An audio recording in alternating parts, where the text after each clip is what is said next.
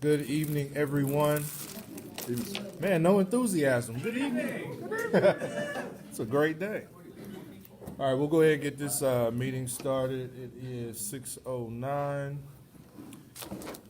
So, did everyone get the agenda, have a chance to review it? I will entertain a motion for the agenda.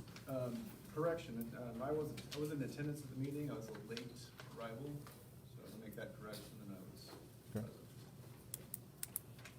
present. That changed, I would make a motion to accept the minutes. That's in the minute. We're on the agenda. Oh, the agenda, okay, I can't hear. You're too far away. Any motions on the agenda? Motion to approve the agenda? We have a motion to approve and a second. Can I get motion to say motion, Mr. Shaver, and second, your last name? Mays.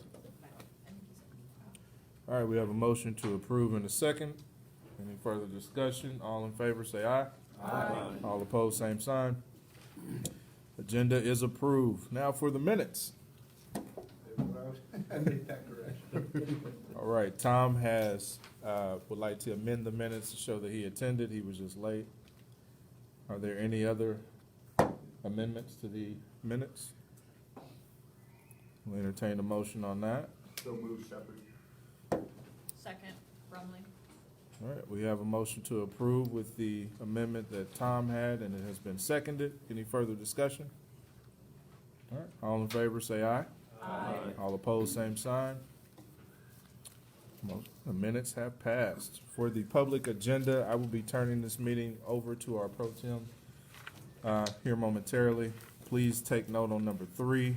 We will discuss the ballpark stadium on the public agenda so that staff can get to the next DAB board meeting. Trying to hit all the DABs this month. So I wanted to note that. And with that, I will turn it over to Aaron. All right.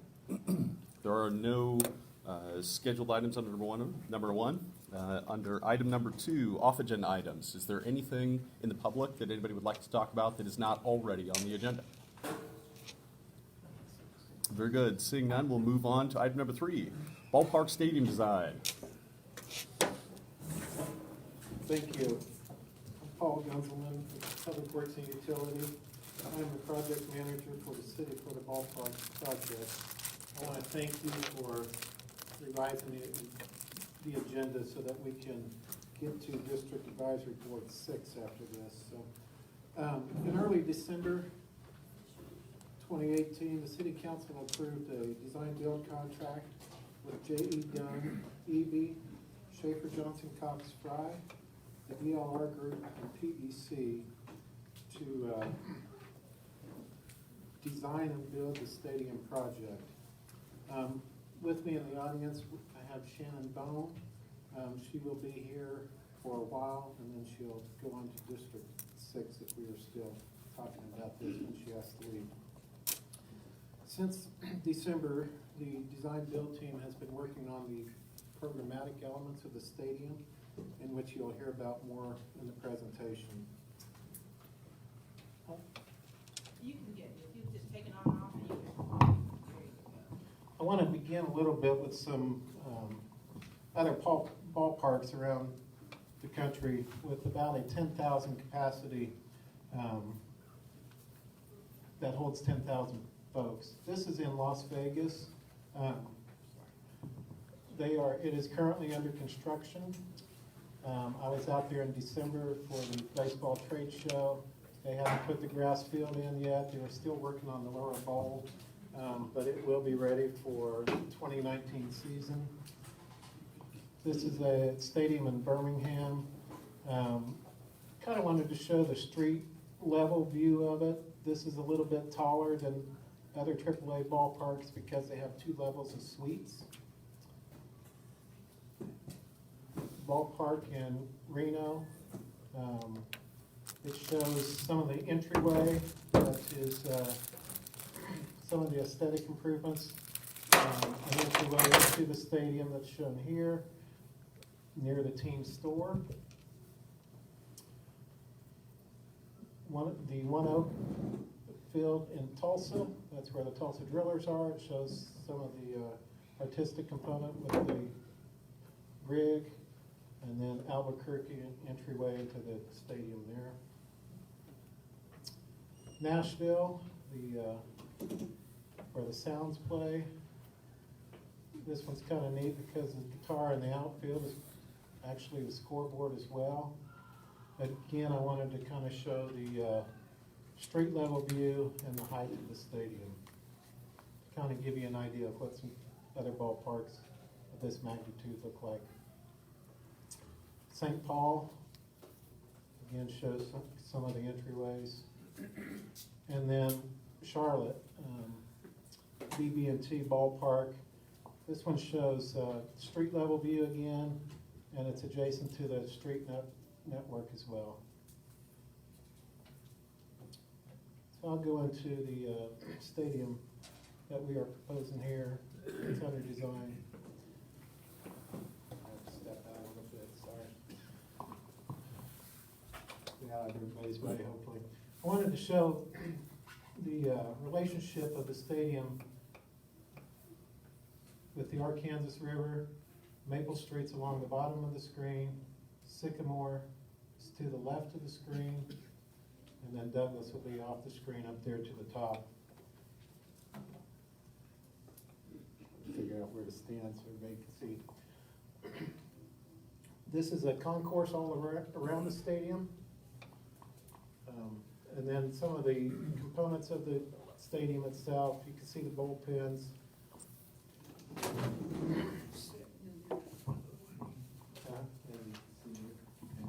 The bullpens, the berm seating, the seating around the bowl itself. Just to give you a point of reference, am I in the right count? No, Okay. To give you a point of reference, the old home plate was probably about here. So we're moving home plate about approximately 130 feet to the west towards Sycamore Street. The plaza entries, there's a Riverside Plaza here. We have a Delano Plaza entry into the stadium. And then to the south, the Maple entry will get you into the stadium, elevator up to the suites. There are ADA accessible ramps at each plaza. We are planning for Kids Zone, trying to integrate that into the site itself as well. We do have a plaza area drop-off of Sycamore Street. The club is down the third baseline, media area, and then 12 suites along the right field side. There's existing parking to the north, and then there'll be some parking along the south side of the stadium as well. The parking along the Sycamore Street side is for players, so it'll be gated off and they'll park there, leave their cars for away games, so it'll be secured. This shows McLean Boulevard being rerouted. It will be down to one lane each direction. That's what the concept shows with some angled parking. However, that will still be, we are still working through that at this time. So tonight we're really talking about the stadium itself.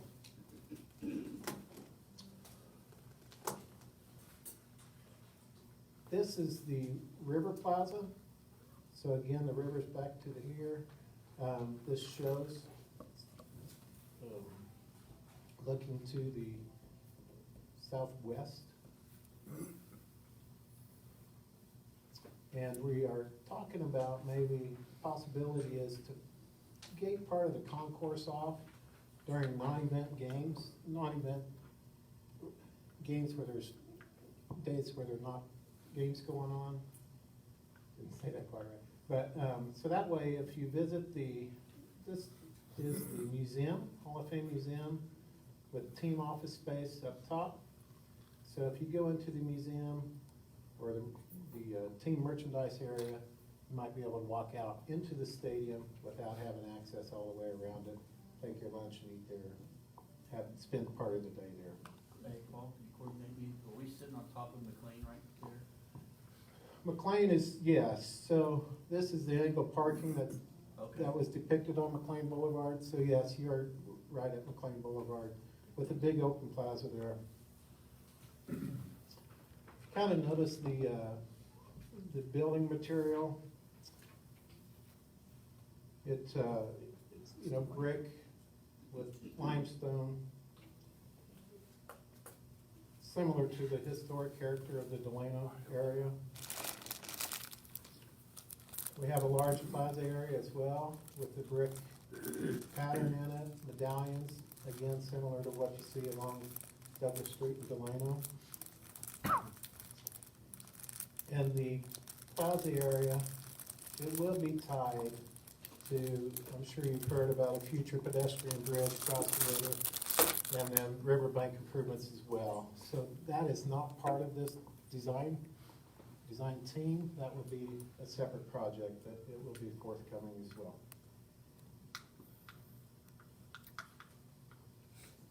This view is looking northwest from the stadium. So, oops, sorry. I slide too far. This is, to get you oriented, this is the River Plaza, Delano, be out here. And again, Maple's down here. This will be that other entrance off of Maple Street. Again, you can see on this is a concourse that's open all around the stadium. We have a good view with the bullpens located here, scoreboard. Again, this is the club area, media, and then the suites are located along this area right here.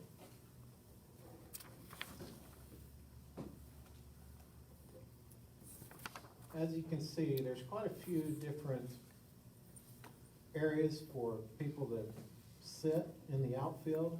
This is a picnic area, and that's in addition to the 6,000 seats along the bowl, fixed seating. So we'll have picnic areas, we'll have rail seating near the bullpen.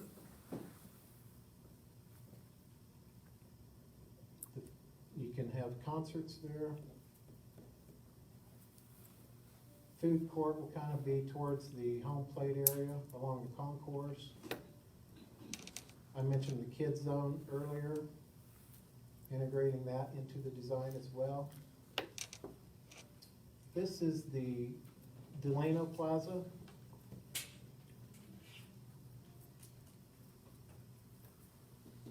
Again, there will be ADA ramps, and I didn't point that out on the River Plaza, but there will be ADA ramps leading up to the concourse.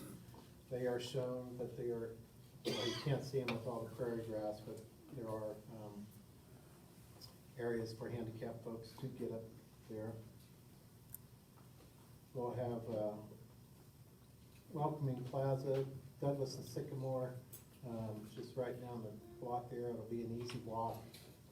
As of right now, the queue line drops off there, so if you want to ride it, you can then get off there at Douglas and Sycamore and walk down to the stadium.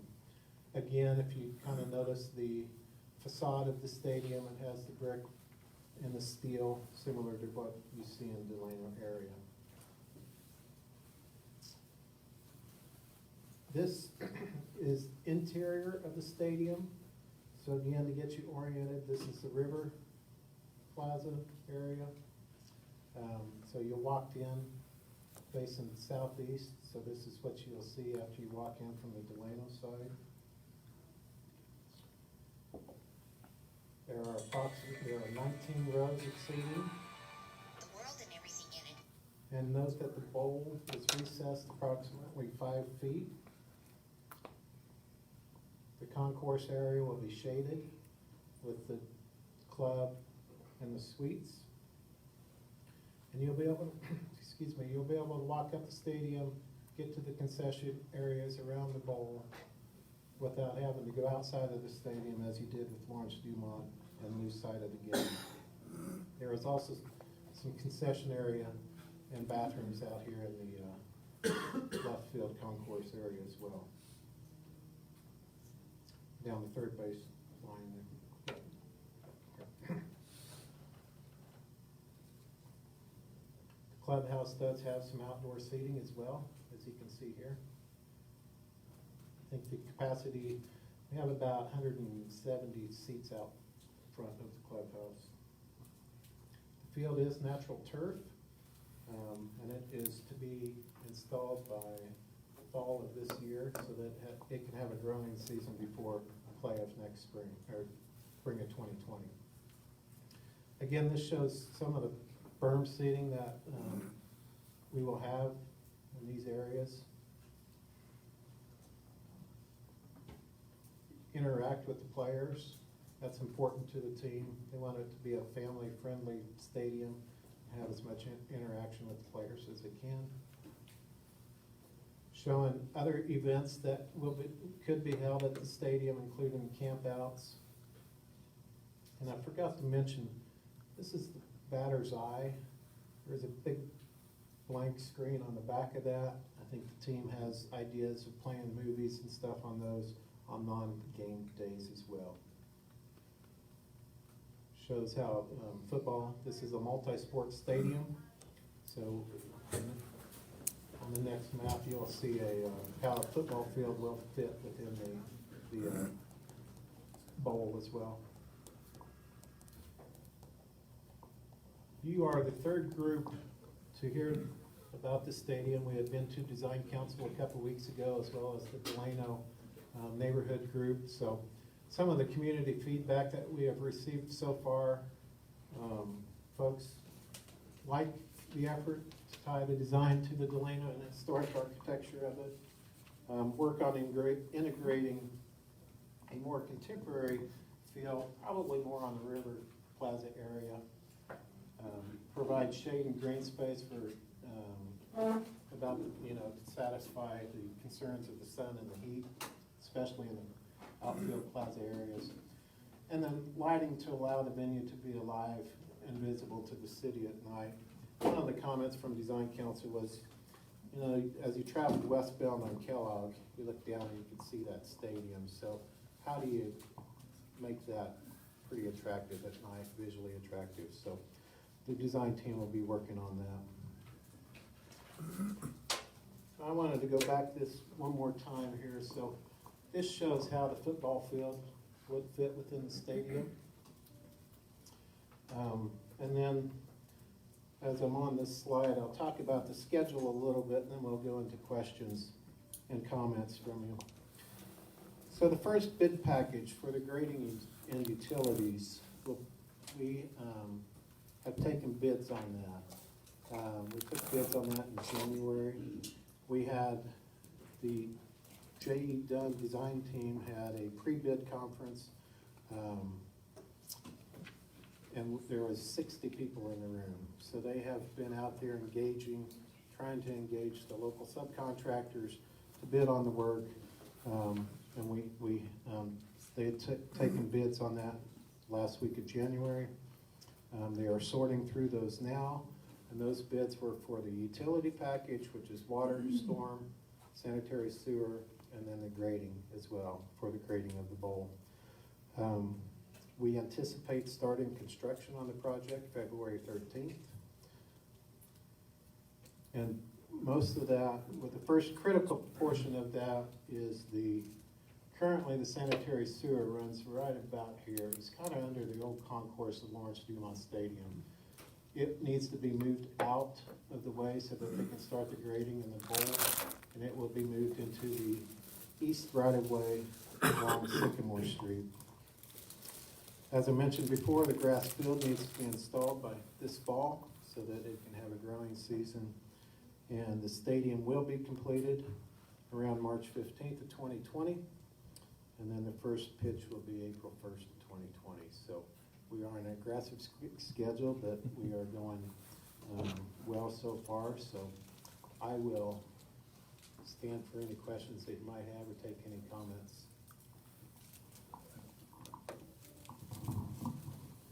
Can you repeat what you said about March and April being? So March of the contract, it needs to be ready for the team to take over March 15th of 2020. And then the first game is April of 2020. We're good. Tom, do you have a question?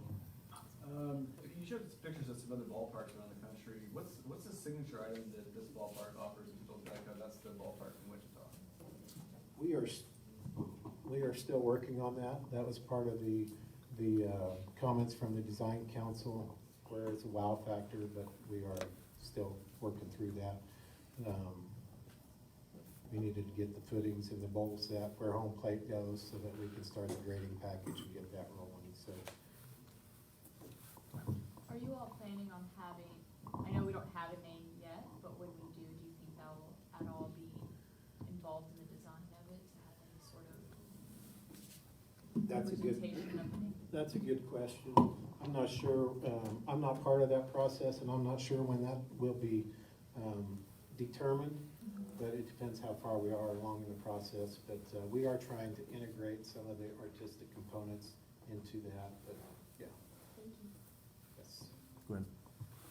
I love how you said the field will have multiple use, especially football. I missed it. Can you show me on the slide again? It's shown kind of in a light area here. That would be the orientation of the field.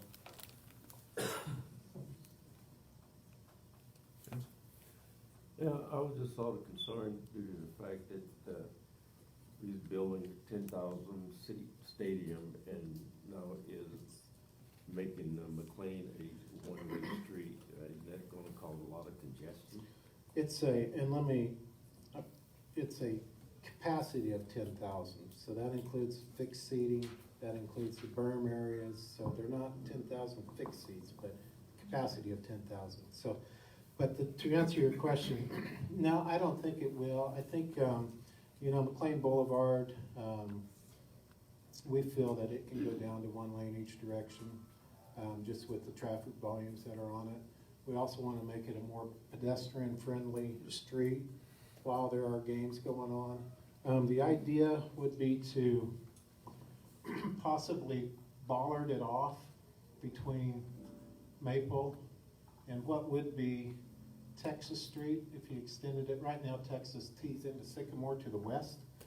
So if you extended some type of drive over to McLean Boulevard, then you could bollard it off during event days or games so that people, could cross at a future pedestrian bridge and then cross into the stadium itself. So with the outfield plaza area and then Delano, I think that'll get quite a few people into it. One other thing I did not mention was down towards this bottom of the screen, this would be an exit-only set of gates as well to get people out of the stadium. So it won't be an entry point, but it will be exit-only. Did you guys do a traffic study here lately of any kind? We have, it's been a while since we counted McLean Boulevard, but if I remember right, it carries about 15,000 vehicles a day.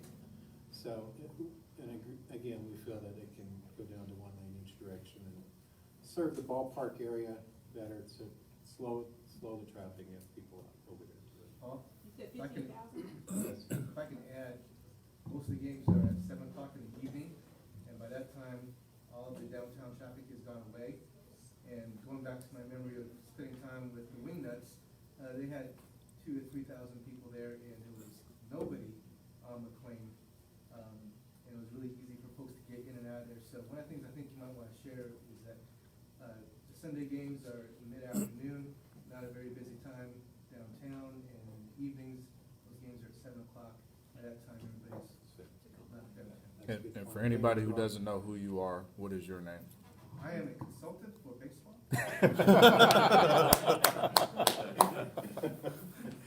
Director of Parks and Recreation. Yes. Thank you, Troy. My question was just in relation to League 42. Will this park be used to connect youth organizations like League 42, maybe camps or maybe adopting, baseball program from League 42 to kind of integrate them from League 42 into the fabric of whatever the Wichita baseball team is going to be. And then a follow-up question is, have you thought about bringing things from outside of Wichita, such as the Little League World Series or something like that, to utilize the park besides whatever the Wichita team is going to be? Okay, which question are you gonna tackle first? Tell me. It's all of them, all at once. That's a good question. I know we have a ballpark development agreement between the baseball team and the city of Wichita. And I don't have it all in my head, but I know, as the NBC tournament can still be there. They have made provisions for that. Listening to the baseball team members, they want to engage the community as much as possible. So I think there are possibilities that they could reach out to League 42. I don't know if they have yet, but I'm sure that, they could. So, that's kind of between them. But they want to make a presence in the community. So, and they want to. I didn't mention it, but they want to keep ticket prices down. They want to keep. They're doing their own vending services, so they want to keep so that they can take control of those costs as well. So, as I mentioned, they want to make it a family-friendly event so that you can bring your families out there and not spend a fortune. So, they're about the community. So, I think that's something that, and I can mention that to them. So, sure. To add on to it a little bit, I met with the general manager, and he's very interested in partnering and doing some different things in regards to making sure that they're part of the community. In the past, with the wing nuts and even before that, we always had clinics or other kinds of activities there where the kids would get chances to meet with the baseball players. This goes back to the Johnny Bench Award, where we hosted catchers clinics at Lawrence Dumont Stadium. Some of the same things we're gonna still do now. And as Paul was talking about movies and concerts, we're gonna be working with them on different special events, whether they do camp outs, days where the kids can come out and play on the field. So those are all things that we're gonna be working with. Their first priority is to get the stadium built. They're just, that's all they're thinking about. But as soon as there's a point in time when we're working with the general manager and their staff, and they get more of their staff here, we'll be working with them. Very good. Joseph? Two questions, and this may be already out there, so excuse my ignorance. Total cost? We have a budget of $75 million for the stadium, and then we have an additional $2 million for the street and infrastructure surrounding the stadium. And then separate from that, there's, if you follow the city council, they had $83 million total, but the additional $6 million is for the pedestrian bridge and riverfront improvements. So $75 million for the stadium. A follow-up. Someone spoke a little bit about the wow factor, and I know that was a bit of concern as I looked across social media and the plans were unveiled, and a lot of people felt that there wasn't anything that made it stand out, or for this cost of $83 million. Are there any plans to work specifically with, I know you spoke about hearing from the Douglas Design District, is there any intent to work directly in conjunction with them to create that wow factor, or to utilize some of the Wichita artists to provide some of that into the stadium? We are, and we talked about that. So since December, we've had meetings with the Oversight Committee. And the Oversight Committee is made up of 3 members from the ball team and 3 members from our city council. So at the last Oversight Committee meeting, we are, each time we meet, we kind of roll up the budget and look at that. So we're sitting right at the $75 million right now. Some of the things we're looking at, what could be added later as add alternates and part of that wow factor. We want to, and hearing from the ball club, we want to make want to get people into the stadium and have the fan experience inside of the stadium, and then part of this other can come later if need be. But it is on our radar screen. We are trying to integrate as much as we can into that. And we will be going, once we get the designs a little bit further along again, after we get some more public input, we will be going back to the design council for another review, so. Thank you, sir. Yeah. I got a little bit of concern about McLean as well. I'd really hate to lose McLean. I mean, I know you talked about one-way each direction, of course, in the middle of the day, that's gonna be a little bit tight. In the evenings, obviously, they go down. That's one of my favorite drives. Back when I moved to town, you could drive from Twin Lakes all the way to Watson Park, uninterrupted along the river. Now they took Exploration Place, they moved us back. Now we got condos where we can't see the river at all. And it seems like we're losing the river for the public more and more. And you get this tied down to one lane and somebody's gonna complain about it, and next thing you know, it's gonna be shut off entirely, and we're not gonna have it at all. I think we're just taking one more step towards that direction. I'd really like to see it stay open and maybe be more accommodating to foot traffic in the evening, but during the day be still the full-blown street that it is. And we can maybe put some permanent gates up that you can close at 8 o'clock and make it so. But then I have another, that's my concern part. I have a suggestion for a scoreboard. Have a big B-29 with wings on each side, with propellers to spin on home runs. We'll note that, yes. B-29. Other questions from the board? Go ahead. One last question. So you said capacity is gonna be about 10,000? 10,000. What, And that is, that's everything? that is a major league standard for AAA ballparks that we have to meet that. Okay. So what's the capacity with the other? You know, I think before we started taking out the seats, I went out there and counted all of them, and I think we were about 5,600 if I remember right. I don't know what the capacity was out in the outfield areas, but the seats themselves was about 5,600. And we're comfortable that Wichita will fill the stadium? Yes. I had a question that actually related to that, so I'm gonna jump in real quick. As we're actually building this now, fan experience and making sure people actually continue to be there, I think is really important. There are local teams around, like Sporting KC, that have actually done some infrastructure that purposefully focus towards fan engagement.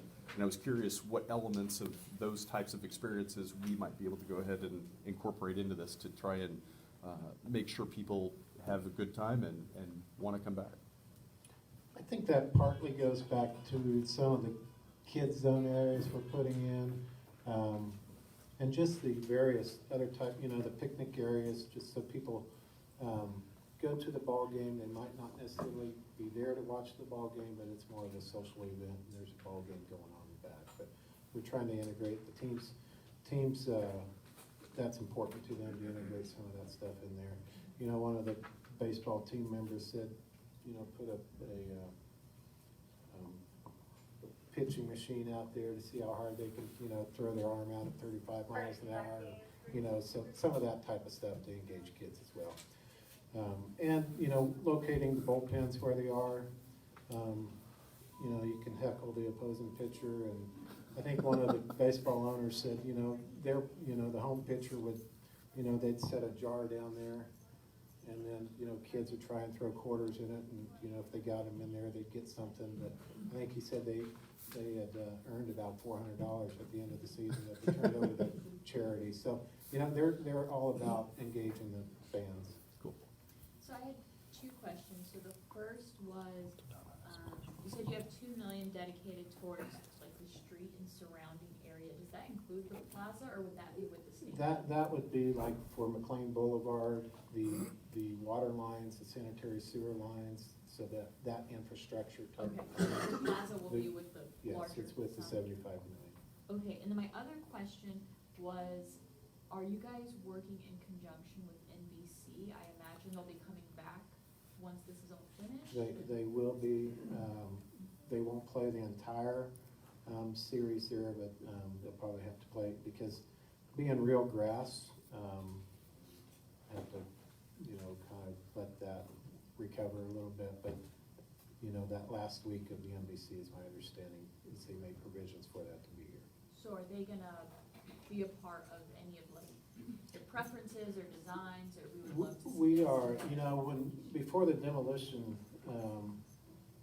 we had salvaged all of the player memorabilia in the concourse area. We salvaged the signs out in the outfield area, as well as player memorabilia out there. The NBC Museum, Hall of Fame Museum, as I mentioned, and probably not very well, is out in the outfield area. So the museum will be on the first floor, team office spaces will be above that. So we are, what goes in there yet, we haven't got a curator for that, but we'll be working with the NBC as we kind of go through that. At the last, the presentation you did at the library, I was there, and parking seemed to be of high concern at that facility, presentation. And so I wanted to see if you guys came up with anything additionally since then, as far as solution. Not yet. There's, you probably heard it at the meeting, we do have that parking lot a little bit towards the south that will have ADA stalls in that. We do have the parking still up here north of the stadium. And then there are 5,000 parking spots within a 5 or 10 minute walk of the stadium. So we want this to be an urban ballpark. We've got the queue line that runs down Douglas. People can get on it and then walk the short block. So we'll work with transit as well on their routes. So I was thinking more, well, that left me with a question about the handicap, those that can't walk to the stadium. Do you think, or have you guys run the numbers to see, like, previous attendance, is it a concern to have more handicap parking in closer proximity? Or do you think that based off previous numbers, you don't really need additional handicap parking stalls? I don't know that I can answer that question because I don't know What's the what handicap the capacity? utilization was before that. So we have met with a few members of the Wichita Sedgwick County Area Access Board. We talked about some of the ADA seating within the stadium. Parking did come up.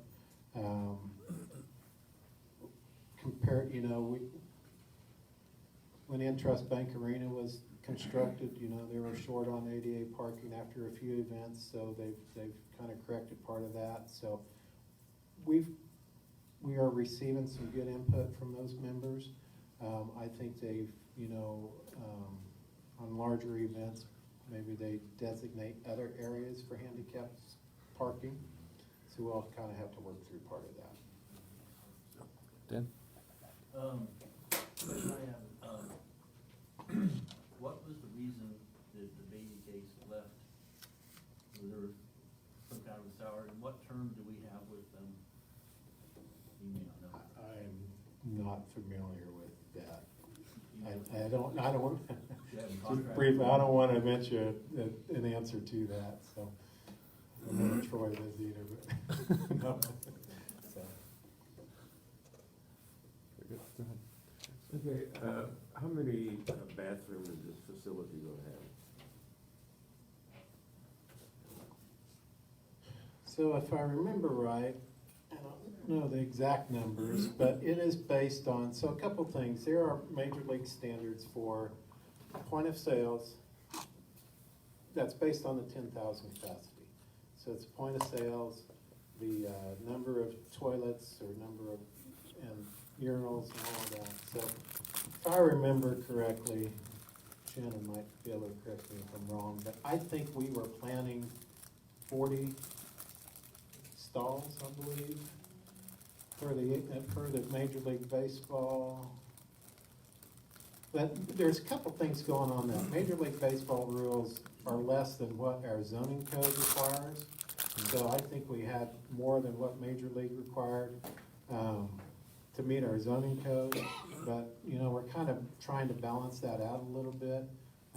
What do we really need? You know, if you think about baseball versus basketball game or football game, where, you know, a lot of people rush out at the, you know, the end of the first quarter in football, or many folks go out, you know, halftime during a basketball game. You know, there's, I don't know, 17 times you could go out to the restroom during a baseball game between innings. So I don't know that the huge demand all at once is there, but we're trying to work through that. We had quite a lengthy discussion on that last Wednesday at our Oversight Committee meeting, but we are meeting the Major League standards at this time above that. With baseball being a summer sport, just from my past experience being at the Wing Nuggets games or whatever, shade, I think, is real important. I know that's actually been talked about. That was one of your bullets. Looking at what we actually have here, a recommendation that I think would be helpful would be that you don't necessarily have to roof it over it, but at least have shade, so maybe slotted elements such that from noon forward. I didn't point those out, Aaron. We did kind of have a shade structure out here, and I believe we were putting some shade structures over this plaza area as well to provide a little bit of shade out in the outfield. So yeah, we're kind of looking at that as well. And I think those places are excellent, but your prime seats, though, is where I would also recommend it specifically, so that where most people will want to be during the game, that you would actually have that as well. But, okay. Any other questions, comments from the DAB? Seeing none, take it out to the public. Ms. Roseborough. You guys talked about the cost of different areas for seating at the top. What's gonna be the price range? That'll be set by the team, and I don't know what they're looking at right now, so. But each area will have its own price I range. think from what I've kind of heard them say, I don't think they want a lot of different tiers of prices. I think they want to kind of keep it, you know, fewer, so. Yes, sir. Why did you guys decide to go with natural grass as opposed to the field turf? That is a requirement of Major League Baseball. So they all play on Yes. And we're making provisions for that now to checking what sod farms can supply it. So we're already pursuing that, so it needs to be grown. What is that gonna do when I know they talked about like the skating rink type of stuff. Yeah, I don't know a lot about that. We'll let the team handle that. Sounds like they've done that in the past at other areas, so we'll let them be the experts on that. You know, what I did not mention, and I don't know if people are thinking about it, you can see that pitcher's mound is right there in the middle of the football field. We're looking at a hydraulic pitcher mound, so that can be lowered during those times, so. Cool. Pitcher mound. Wow. Sir? I've lived in this town for 30 years, and we've preserved McLean Boulevard and killed our downtown. And it looks like we're trying to revitalize our downtown. It reminds me of San Antonio and the Riverwalk, where they had a river that did them no good, that backed up, that did all sorts of nasty stuff. And they decided to develop the downtown river. And now they have an icon in the country, because they gave up on their junk and decided to develop it. I'm thrilled that we're doing something with McLean, that we're doing something with the ballpark that we've never been able to do anything with. It's not commercially viable. We don't know how to make it commercially viable.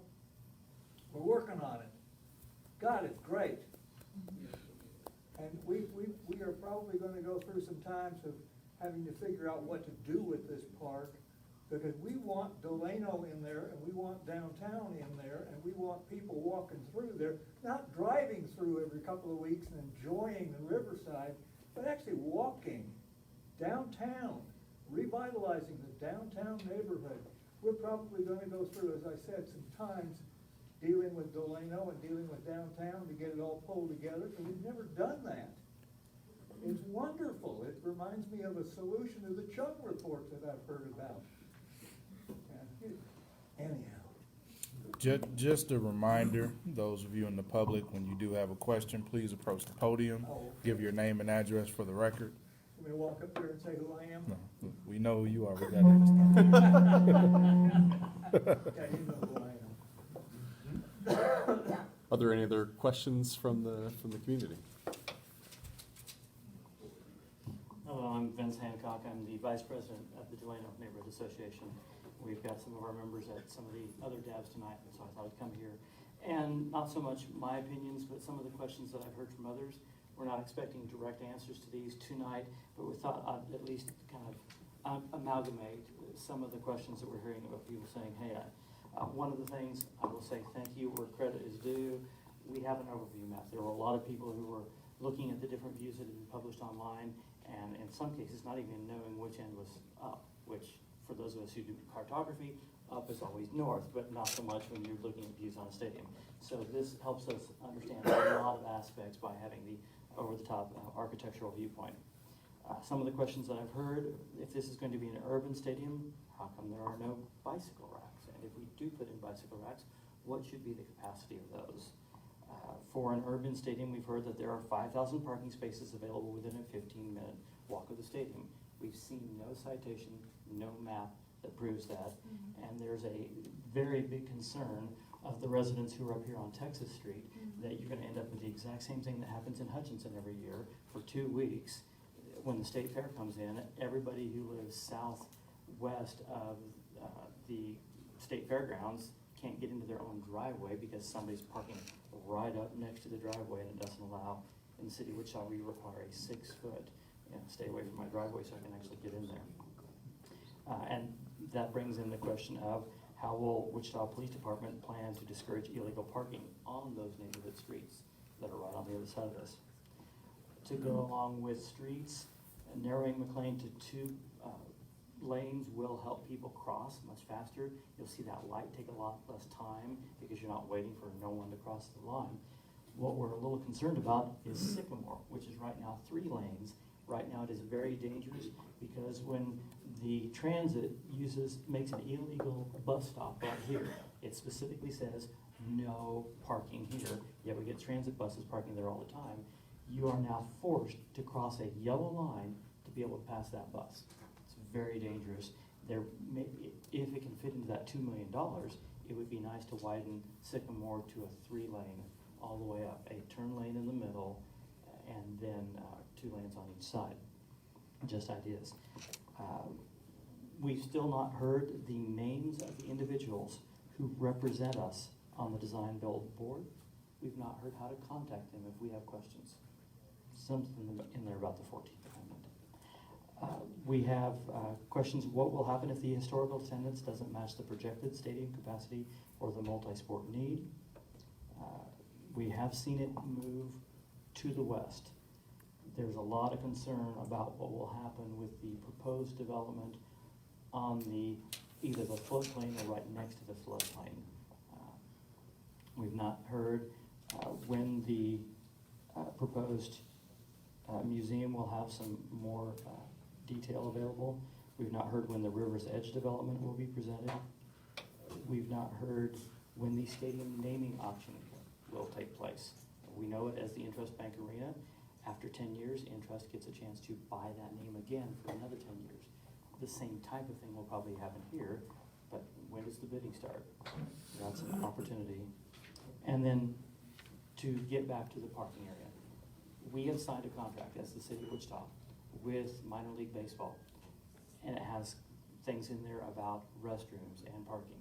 We have a 10,000 seat stadium. We are required to have 3,333 parking spaces. 1 parking space for every 3 patrons. The former parking lot had 1,000 spaces. That former parking lot is gone. And there's a big concern for that of where are these people going to park? Are we going to violate the contract by not having enough parking for those patrons? And for the people that say, oh, this is gonna be an urban stadium, there's not gonna be any need for parking, with the NBC baseball tournament, the people are coming from all over this nation, they're gonna want a place to park. And for those that say, well, we can make it happen without a parking garage, does anybody in this room really think that the Old Town Warren Theater would have ever been put in place unless we put in the Old Town parking garage? It had to go together. So I think there's some good questions. So far, we haven't heard a lot of answers, but at least we're getting good communication going back and forth. Any questions that you guys have of the people that can see this out our backyard? Not of you. Okay. Thank you very much. Paul, you got a handful there. You want me to address all of them? Well, some of them, if any are low-hanging fruit. Regarding the bike racks, we do have a meeting next week with, I don't know that we've gotten to the design that far. I am meeting with the Bike Ped Advisory Board next Monday night before going to District 2, so we'll get their input on that. And then regarding the river and the development, I'm not part of it, but they are working on a ballpark village master plan that, so I think part of that will shake out from that as well. So I'm concentrating on the stadium in March of 2020. What about the names of, I think he raised a valid concern.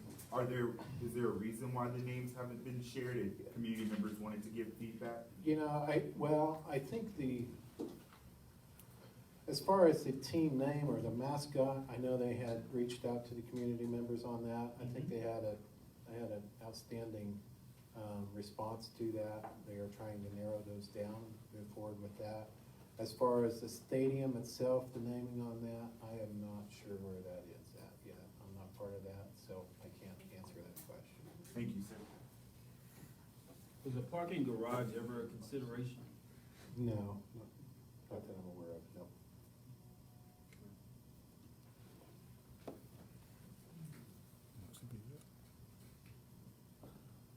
Any other questions, comments? Paul, thank you very much. Okay, thank you. Appreciate it. Appreciate it. Yes, leave it there. Perfect. Thank you very much. All right. We're going to go ahead and move on to staff reports now. So staff, thank you for your patience. Hopefully this was interesting and valuable for you guys as well. With that, is Fire still here? Fire, you're up first. Did some tough jobs and came back. We didn't think we could get out of this one.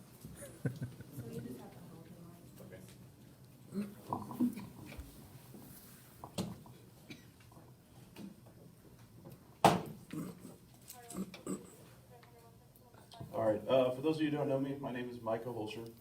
I'm the lieutenant at Station 10. Station 10 is located at 21st and Hillside. We did just have a house fire call. Turned out to be just grease on a stove, very easy. District 1 encompasses Station 10, Station 1, which is Main and Murdoch, and I believe Station 5 is just on the edge. So basically District 1 responded to that fire, all taken care of. We got the results back from fires in January. Across the city, there was 25 investigatable fires. I thought I'd go ahead and tell everybody what that means. That doesn't mean there's only 25 fires in the city. What that means is those fires have to meet 4 criteria in order for us to investigate them, report on them. Anytime there's a patient with a code yellow or higher triage, if they're burn of any type, electrical, chemical, not just fire. Anytime structural loss is over $25,000. Any situation in which, as an example, I can't determine how this happened, we call an investigator. And then with arson, if we have a witness, we have a known name possibility, then we call the investigators in. So there's 25 of those across the city. In January, there was 10 in District 1. It seems high. However, structurally, there was $266,000 worth of damage, $165,000 worth of contents. Those numbers are high for the number of the actual numbers because there was 2 automotive shops that caught fire in the month of January. A lot of damage to those. Across the department, we have a new recruit class starting at the end of the month. We just had 4 promotions. We just promoted a captain and 3 lieutenants. One of the firefighters under me got promoted to lieutenant, so I'm specifically happy about that. Department-wide, deputy chief, we have names in. They're going to start the interview process. Our deputy chief of operations is leaving this summer, so Chief Snow's wanting to fill that. And equipment-wise, the hazmat truck is being built, scheduled for delivery in September, I believe. And we just sent out the bid for the foam tender, which is a specific, I won't say dedicated because it'll respond to tender operations, places where we don't have many hydrants. That will assist in those, but mainly it's for if we have an ethanol spill, if we have an oil spill, if we have an oil tanker, something like that, where if I just put water on it, it makes it worse. We're gonna have the foam capabilities. So we're very excited about that at Station 10. You said phone truck? Foam, F-O-A-M. And I don't really know the specifics about that. All I know is I'm gonna have to learn how to use it, and it's gonna be great. So, any questions that I can answer? Any questions? Great. Oh, yeah, absolutely, go ahead.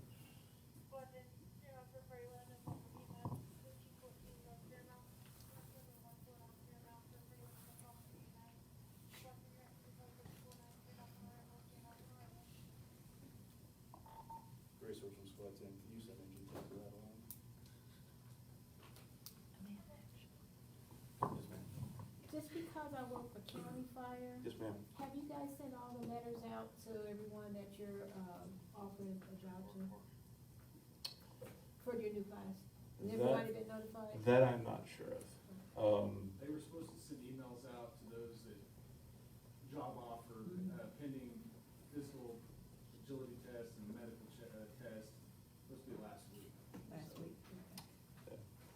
Yes, this is Firefighter Jeremiah Toothaker. He's been with me for the last 7 years. Excellent driver. So, yes. Any questions? Thank you. Thank you.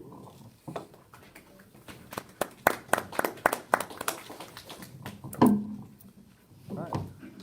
Move on to item number 5, police report.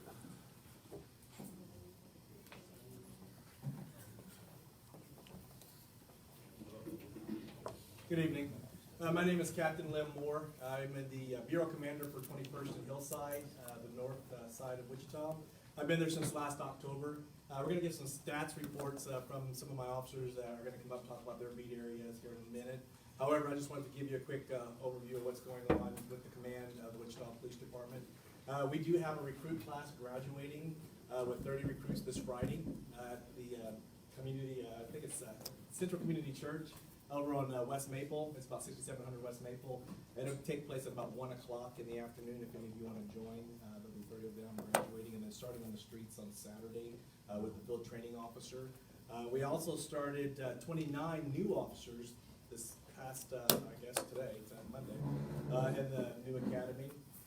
So we'll look forward to having them out here in another 6 more months. So the goal of the council to try and get as many officers out there on the street to hit that minimal staffing is being accomplished and is taking place. Also within our area, the police department, we are upgrading and enhancing our camera systems. We have the Axon ones that the officers, you see the officers wearing. Now we have the Flex 2, which is the upgrade of those camera systems. And you'll see some of the officers out there wearing those. Similar to what they looked like before, but they are same capabilities of being able to identify and get an accurate account of what the officer's seeing as it's taking place. All right, so at this point in time, I'm going to hand it over to the officers so they can give you a stat update on what's going on within the beat areas. Are you cold?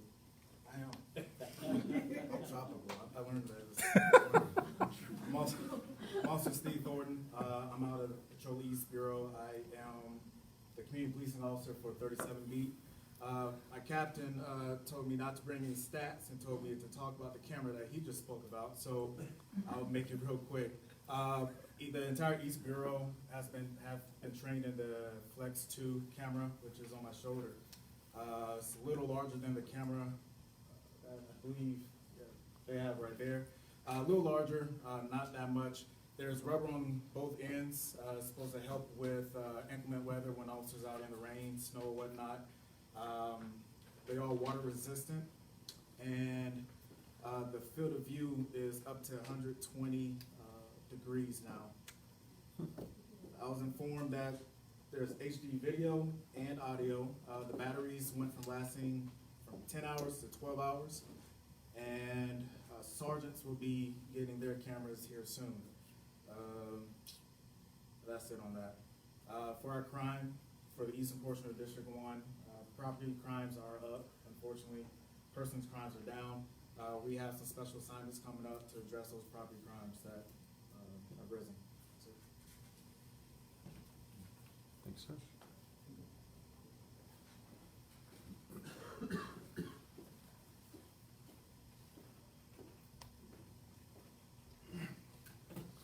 I'm Chris Chrisman, at Patrol South. I'm the 22B coordinator, which essentially is that little sliver of District 1 in downtown area. For anybody that didn't see, this is the old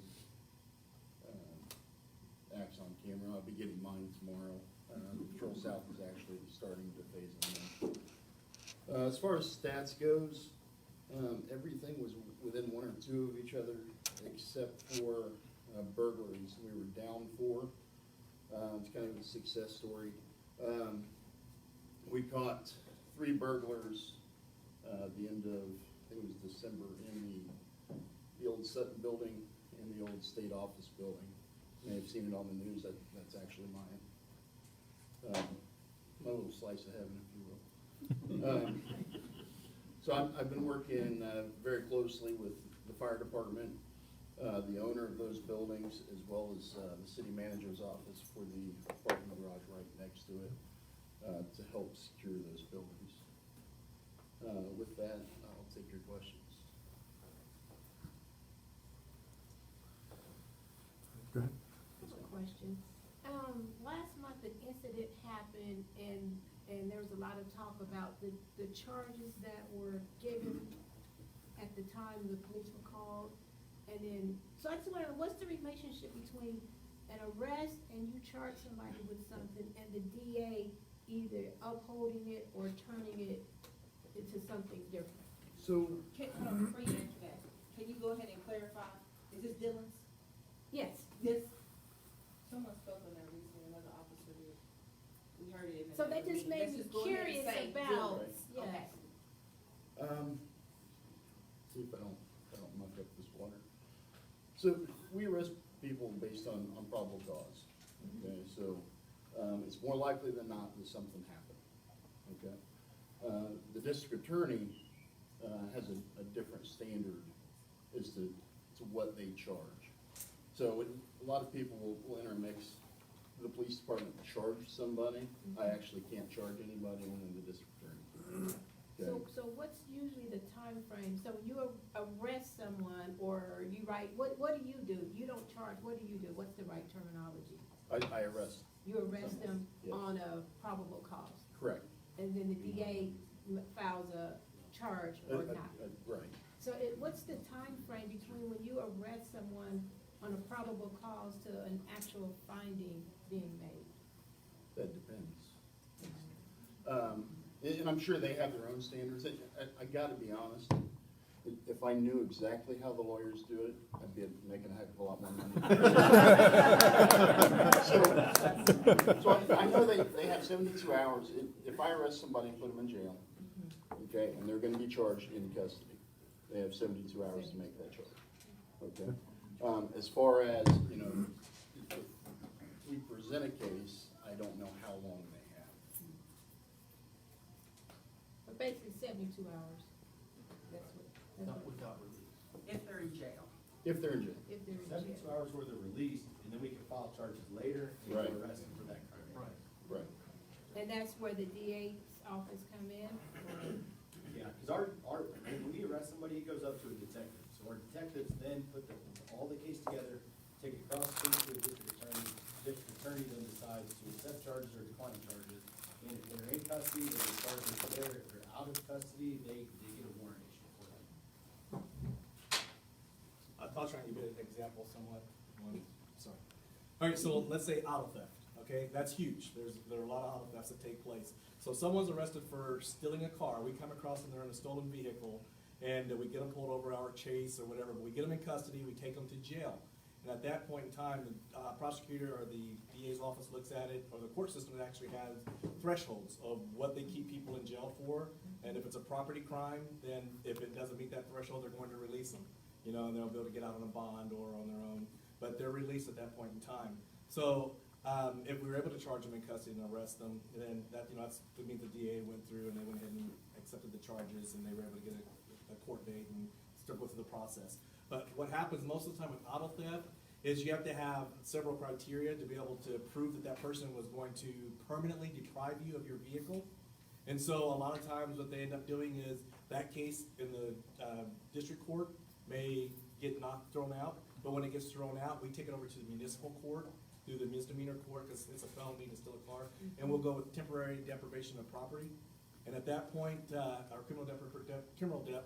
So at that point, literally, if you look at the time that the person stays in jail, it's the same as if they would have gotten convicted of that felony charge over there at the county. So they're actually getting a little bit more time through the criminal debt through the county, the city.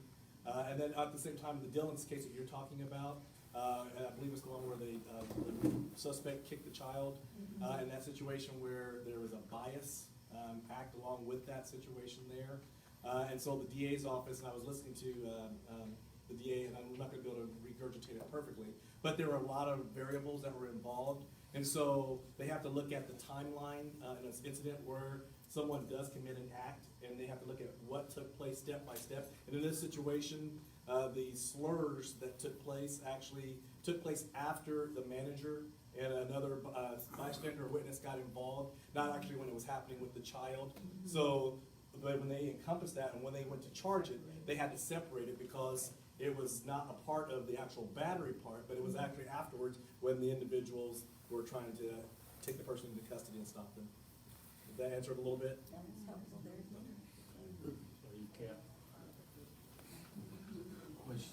Can you talk about your new tattoo policy? Because I think that's awesome, and I think a lot of people in the room would like to hear about that. I gotta be honest, I don't have tattoos. It's my understanding is that we can have visible tattoos as long as the supervisor approves them. Is that right, Kevin? What's that now? We can have visible tattoos. Yes. But the supervisor has to approve. Right, yeah, and then the process is, I'm taking Mike back. I'm saying, but on the tattoos, literally, it was tough because in law enforcement, we're paramilitary. So as being paramilitary, you want to be able to be less aggressive, and less intrusive on individuals that you're dealing with. And you never know if a tattoo that you have may strike up a feeling in an individual that you're having to, console or have to deal with on an everyday basis. So with times and the way they've changed, police departments, we have a hard time changing and getting pushed over that hump. So we actually had some officers that went out and did research across the nation of all these other different departments that are allowing tattoos. They had pictures, they had procedures that the officers had to go through to be able to get those tattoos permitted. Well, we had several individuals stand up in front of our command staff, and they had to convince us of, I guess their right or the ability for them to be able to show their tattoos. Well, when you have the chief, you have captains, you have deputy chiefs sitting on the board, and you have several people standing up there that have tattoos of breast cancer survivor, of their child that may be passed, and that's just in recognition and in honor of those people in their lives. It's hard to say that's not appropriate, And so when you start doing the research and they were able to argue their fact, we came up with the policy, and the policy, the way it stands right now, is the officers submit a form and they describe what their tattoos are on their body that are going to be visible, and then they take pictures, and it actually goes through myself, then it goes through a deputy chief, then it goes to the chief for approval. And so we're able to look and see, all right, the dancing lady on your arm, is that appropriate for you to have? And if it's not appropriate and you've already had it, you'll wear the sleeve. It doesn't mean you're not going to be hired, it just means you can't show that tattoo to where it's visible to the people. Wow, wow, now it works, have biblical sayings on their arm that has helped them change their life, and that they want to be able to have as a part of, it's their story, and that's pretty much what a tattoo is. And so instead of us as a department judging their lives, we look at what's appropriate for society, and then we go on from there. That's awesome. Go ahead. At the rate that you graduate the new recruits now, how long will it take for you to get up to minimum staffing? Well, what I'm being told is, at this point in time, the class that's going through right now is going to get us to about minimal, is going to be at that minimal base. And then the class, hopefully in July, that's supposed to kick in again, that's going to be for like the overfill for the military personnel that are gone. Because even though we're back to minimal as far as on paper, we still have individuals that aren't back because they're away from military duty. And so those are still officers that are on the street. Okay, thank you. On the policy that you just talked about, was it an easy sell with those that were in management? Was it kind of a unanimous thing, or? To be honest with you, with the new, we actually have a entirely different administration within our organization, and we're progressive. And so it wasn't really a hard sell. There were a couple of people that were so old school that it shouldn't be that way. But when you have a room of 19 people and then there's only one person that's disagreeing, you know, we were able to go ahead and push it through. Did you guys extend that to fire? We can't control what fire does. Fire department has a similar policy. We do have limits. When we wear our Class A, which is our dress uniform, our coats, pants, tie, you cannot have any visible tattoos. Not have any tattoos visible when we wear our Class A's. And then there is discretion with the administration if you have something. If you, before the policy was passed, you have to submit paperwork and show that you had this tattoo, because we can wear t-shirts that expose tattoos. You just have to be grandfathered in. Very good. Very similar policy. Joseph? So have you seen an increase in the amount of people who are now willing to be a police officer because the policy is more progressive, and people, like, so there was an officer in my apartment the last weekend that had a full sleeve tattoo, and it just was a sense of, wow, I feel like I can relate to him, I feel like I can talk to him. So are you seeing more younger people wanting to now say, I can see myself as a police officer because of these more progressive policies? Now, as far as our policy goes, we've just instated it. So as far as the being able to see statistically wise, no, but it's always been there. We've always had that interest, but we've turned people away because of it. So that interest is there. We're going to probably see an increase in applicants that actually do apply, though. That's awesome. He ran into an issue. They brought it to the Citizens Review Board to talk about this, and the police said, if we want to hire young people, we need to be okay with tattoos. It was absolutely an age thing. People my age are scared of tattoos. People your age aren't. Not so much. So, Mr. Cook, Mr. Cook, remember that Yeah, I we know. dab first, and then we come out to the public. Any other questions from the deb? No. Very good. Any other questions from the community? Very good. Thank you very much. Thank you for your service. All right, moving on, item 6. Oh, sorry. I'm sorry. Am I okay to talk? Yeah, please forgive me. I'm Officer Hudgens. I represent Patrol North Bureau, 44 beat coordinator, so this is my beat right here. I'll give you some quick stats because they pretty much covered everything. Patrol North is a lot of District 1, so all of our stats for the month are really good, actually. Auto theft was down 14% for this month. Larceny from autos are down 12%, but they're still up about 48% from last year. So we're going to continue to encourage everybody in the public to make sure we're taking everything out of our cars anytime you park or you go inside. And I mean everything, because they don't know what's in your bag. It could be your gym bag with your old dirty laundry. They don't know. They see a bag and they're going to break in to take it. So continue to remove everything valuable, especially firearms, because we're losing those still at a pretty big rate. Burglaries are way down. I'm sorry. Burglaries are up a little bit, but for the year, they're just barely up. and I don't know if I mentioned robberies, but robberies are pretty far down. They're 50% down from last year and only down 16% for last month. So we're doing really good.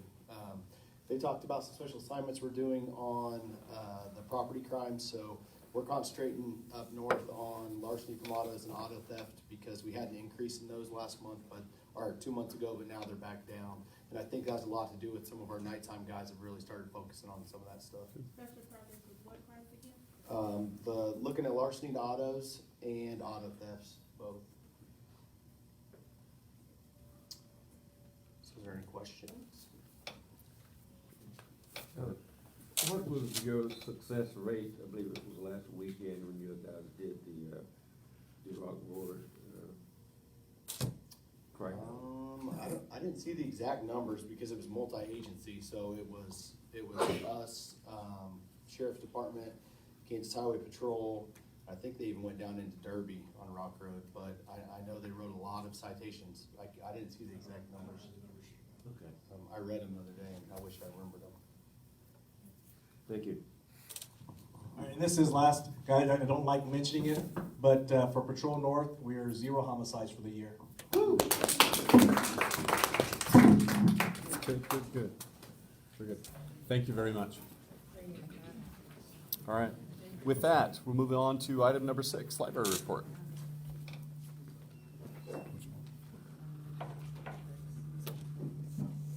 It looks like it's going to make you pick it up.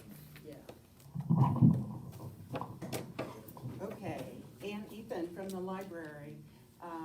Just a couple of things. One, I dropped off some flyers, Camila, at the front desk for our after-hours computer lab at the Maya Angelou branch every Monday night and Thursday night, 6 to 9 p.m. Those are hours when the library itself is not open for business, but we're opening up with technology trainers and 12 laptops and free Wi-Fi. So you can come in and work on your resume, apply for jobs, do whatever you need to do. Free, open to the public. You can even print out your resume. So we're gonna be doing that every Monday and Thursday evening. All year, I believe, the library got some grant money from Google, and it allowed us to buy 12 brand new laptop computers and pay for staffing to provide this service. And we really want to get the word out. Wow. Because there's a lot of people who can't make it into the library during our normal hours, and the Angela branch is open the fewest number of hours of any of the library branches in town. How long is that grant good for? I think we're doing it for this entire calendar year. Great. It was enough for that they could plan out. Cool. We've got technology trainers on hand, ready to assist you with your resume, with your job applications, with your job searches. Cool. And the only other thing I want to mention, it's February, it's African American History Month. We will be having story times on Tuesday evenings this month, the 5th, the 12th, and the 19th over at the Maya Angelou branch, so starting tomorrow night. Jean Pouncil Burton will be assisting our children's librarian, and she will be reading My Name is Truth, The Life of Sojourner Truth. And so we will be having special community members coming in and reading stories, along with our children's librarian, who will be leading other stories and doing crafts. So the first 3 Tuesdays of this month. And it's gonna be a long meeting. That's all I've got for you. Thank you. All right. Moving into new business. Park and Rec? I missed Park and Rec. Forgive me. Park and Rec? I'm sorry. I'm in the doghouse. You missed all the favor. I'll forgive you this time. Thank you. Take them one-on-one next time.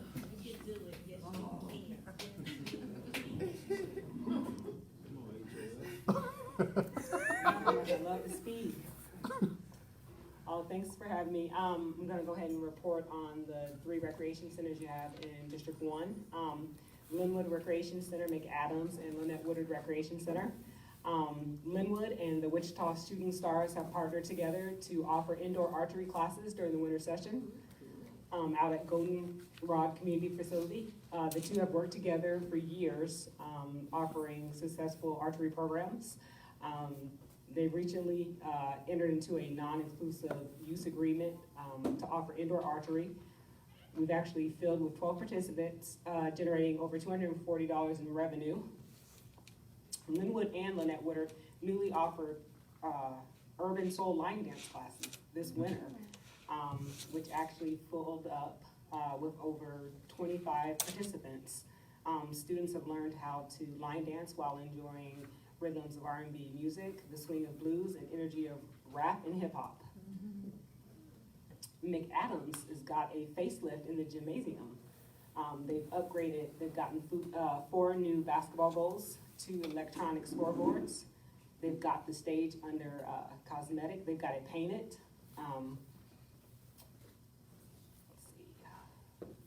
League 42 actually sponsored a field trip for 75 participants and their parents, taking the kids to the WWE, which is the worldwide entertainment, wrestling sports entertainment event on Tuesday, January 22nd, which was the first time some of the kids have actually seen a professional sporting event.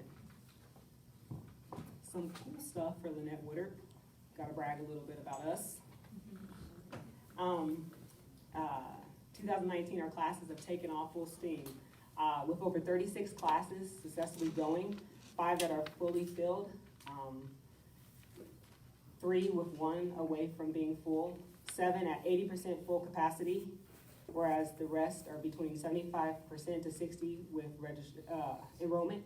In comparison to 2018, Woodard is up 33% so far in 2018 from last winter, where we only had 27 classes with full registration. Woodard was also awarded $1,500 to alleviate the enrollment fees for classes for youth in the neighborhood to participate in fitness, sports, and/or community education classes, which embody music, sign language, cooking, nutrition classes, and more. The funding was all made possible through the ongoing incredible partnerships with Wichita State University, Public Policy and Management Center, Kansas Health Foundation, and the Knight Foundation. A couple other cool events that are going on with the Wichita Park and Recreation Department. On February 8th, from 7 p.m. to 10 p.m. at the Wichita Indian Center, we're gonna have a Wichita Snow Globe for 3-year-olds to 12-year-olds, $5. For 13 plus, $10 to attend. On Saturday, February 9th, it's a free day from 8 a.m. to 11 a.m. and it's going to be held at the Wichita Indian Center. That's all I have. Very good. Thank you. Any questions? Oh, I love it when you guys have any questions. Real quick, Goldenrod is down. Where is that? Did you mention? Is that down off south of? Is that around Linwood? Yeah, it's right down. Okay. Yeah. Okay. Gotcha. South Patty. Got it. Okay. Thank you. And sorry about trying to skip you. Like I said, I can use this. Okay. Good. All right. With that, Dave, you're up. Gonna be here till midnight.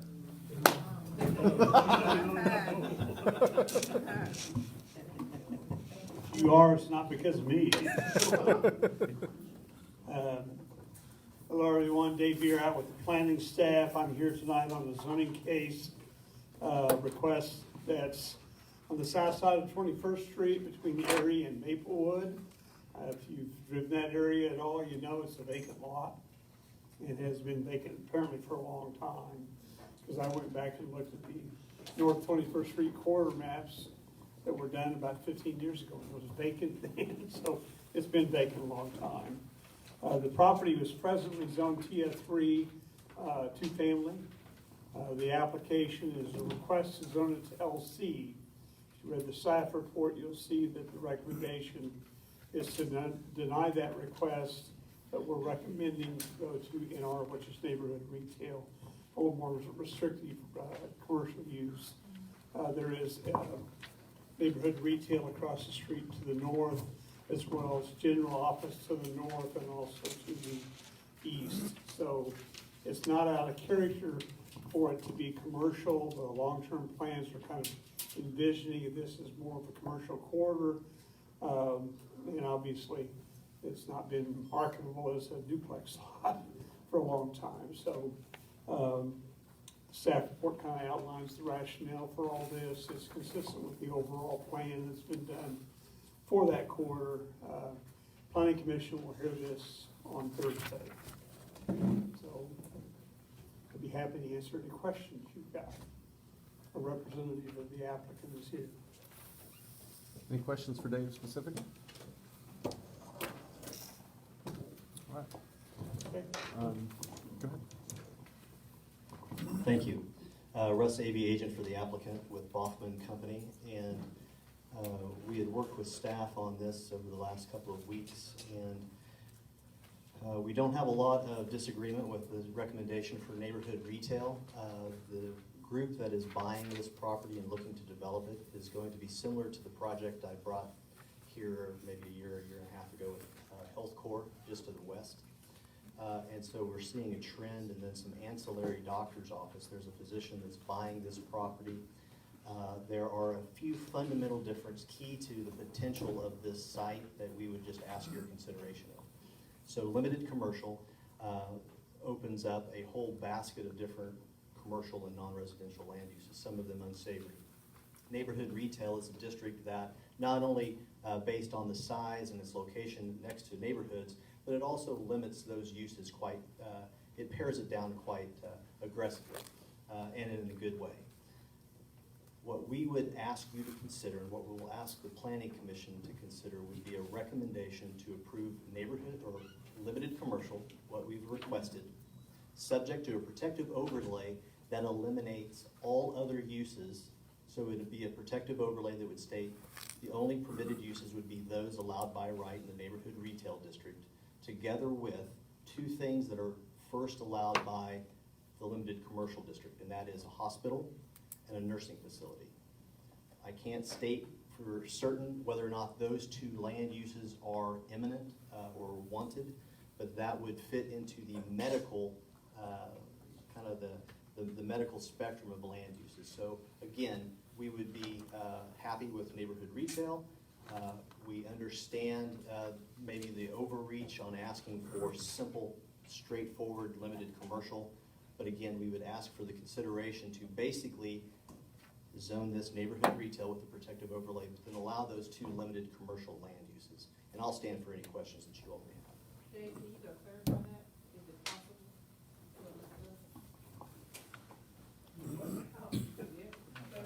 Can you have neighborhood retail with limited commercial? Yeah, they have applied for limited commercial. So that will be the question in front of the Planning Commission Thursday. And under the zoning law and also statutes, there is the ability to recommend a more restrictive zone, which is what the staff report did go to NR.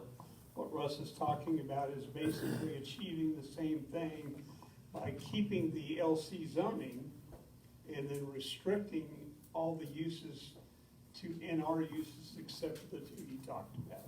That can be done. So that could be done by the Planning Commission if they so choose to do that Thursday. And if this board wishes to chime in on that, you're welcome to do that as well. So. Very good. Dan, first. Isn't there a general office that could apply in this situation where medical is allowed and not many others? And that would be a step down even further in the zoning spectrum. Somewhere in between those, though, correct? Well, there are some things that could be done in neighborhood retail that are allowed, that would not be allowed in the GO. So it'd be more restrictive by a long ways. And I can't tell you off the top of my head whether GO will allow the medical. It's going to be a little bit ironic. So we have hospitals, and that seems to be a little bit more intensive use again because it's permitted in the limited commercial and general office zoning districts, but not neighborhood retail. Right. So it's weird that this hospital use, well, it's on either side of us. I should say on either side of the neighborhood retail district. Right. So again, it's just one of those quirks, and we can't go for neighborhood retail and then step up into limited commercial and ask for those uses. We would have to be zoned limited commercial, eliminate everything else but those two limited commercial land uses. So it's a little bit awkward. And general office wouldn't allow for that either? General office would allow for all those things. As a matter of fact, it would allow for medical services, and it would allow for hospitals. It wouldn't allow for any type of retail land use, and it wouldn't allow for any type of food service industry, a restaurant, if you will. Right. It precludes us from having drive-through, any of your sexually oriented businesses, alcohol-related land uses, all of that would be excluded from both the neighborhood retail and the general office zoning districts. So, again, kind of that middle ground would be neighborhood retail, but with those provisions, those two limited commercial Because land you uses. still want the opportunity to do retail? Yes, sir. Okay, thank you. Yes. Good. Any other questions? Yeah, I have a question today. Looking at the limited commercial zoning code, it appears to me if we go that route, we're looking at opening up the floodgates for problems, because I went up and looked at the zoning districts for the LC, and it would open up the floodgates as far as churches, cemetery, daycare centers, hospitals, library, nursing facilities, animal care, nightclubs, funeral homes, and just, I mean, this is just a few of the things that would be permitted to be, If it was zoned LC, yes. yeah. So, Which is, I noted in the staff report, LC does exist, obviously at Hillside and also at Grove. So you go east or west, a quarter mile or so, you're into LC, but right here, yeah. it's, and that was the feeling of why we recommended the way we did. And I was looking at it from the standpoint of if you went with the LC, as small as that piece of property is, that it would be feasible. The size of the lots is in and of itself going to present a challenge to do anything in there. And you know, the other tough part, and I don't know that I really pointed it out a whole lot in there, but the irony is the eastern lots that back up to Maplewood are unplatted. The original plat for that Maplewood neighborhood area excluded about a 5-acre parcel that was later partially replatted, and Maplewood was extended through, but for whatever reason, those lots were left out of the plat. And so I can guess probably as to why, because probably the original landowner lived on that 5 acres and left themselves out of the plat, and then later somebody bought that and platted the rest of it because they wanted to develop something, but that parcel just stayed. And we see those. That's not that uncommon. Thank you. Yes, ma'am. A lot of times we have developers come to this meeting and they say, well, we may do this, or we may do that, but we give us the latitude to do what we wanna do, but they make us feel like they're gonna do a certain project, and I'm just wondering, if it's a specific project, why don't they come to you for a zoning and say, I wanna do this, that, or the other? This city has a policy not had specificity required on rezonings on that kind of stuff at all. That would take a major policy change that the city council would have to build into the code, which probably isn't gonna happen. And a lot of it's been more using zoning to try to manage the range of changes. And I realize it gets tough, and it's always, not to overuse the cliche, but for those landowners nearby, yeah, but it's in my backyard, I'm really concerned now. So from your perspective, will the planning committee like his recommendation? I don't know that they're gonna have a lot of heartburn over, because really what Russ has presented here tonight is part of, if you will, the art of the game that goes on constantly, because we're dealing with a structured set of zoning regulations by the zoning district that have certain uses allowed by right. And as society has evolved, when you can make the argument, has our zoning code kept up? Well, we see that all the time of, well, I need to do something and it kind of really fits over here, but I can't buy that, and can't sell that here, so this is the tool that's used to try to say, okay, we'll ask for the more permissive zone and then give away the things that are really egregious in that location to get down to where we'd like to be, because we don't have that kind of a category in our code. So, I mean, I've known communities that do that. They've got 55 zoning districts in just commercial. It's like, no, that's just insane. So, Joseph? With the lot being that small, will there be adequate parking that won't push more vehicles into that neighborhood? they're gonna have to be. Anything that they build will have to have a certain amount of on-street parking irrespective. They're also going to have to be sensitive to the screening and buffering to the residential uses to the south and also particularly to the east. So they have to be aware of that and what they develop. They have latitude, depending on the size of the structure, to deal with some additional parking agreements with other people in the area depending. So I don't know if that's what we're gonna talk Off-street about. or on-street? There will be on-street or No, it's off-street. They're not, we don't have the ability to count on-street parking to meet parking needs. I meant on property, on the property. It's on their property, There will be on property. yes. So it is on. So just, Or It has off. to be on the property. Mr. Shepherd, if I might, we are looking at a site that's going to be able to yield probably no more or no greater than a 5 to 5,500 square foot building, which would accompany, that would be accompanied by about 20, anywhere from 18 to say 22 parking stalls, which all can be accommodated on site. So you'll notice the northeast corner, the unplatted tract would probably be where the building would set with some drive aisles around it, but then the parking would be on that west panhandle out towards Erie, as an example. So it's not going, this site can't yield much of anything. So again, a good reason for the neighborhood retail, which we are by and large in agreement with just the exception of maybe those two uses. Yes, sir. Did you get some feedback, it's like, there's a house there, did you get some feedback from residents around there? I did not. I'm gonna speak for Dave really quick. He had told me just this afternoon that he received a phone call from somebody from the landowner to the south on Erie, or on Martinson, I'm not. You didn't say. Can you rephrase your question and ask if there's some people here today? Yeah, if there's anybody. Yeah, are there any residents in the neighborhood adjacent to this property? And at this point in time, let's go ahead and bring it out to the public, so. I can speak now. Yes, please.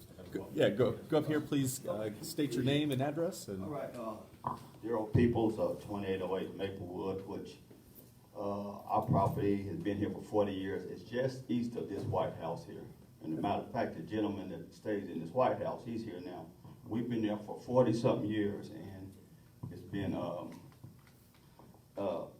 at first there was a church there, and, you know, we love the Lord, and we could even hear the church music from our houses. That's how close it was. The church was actually right here, and it kept us up 7 days a week, right, Mr. Maloney?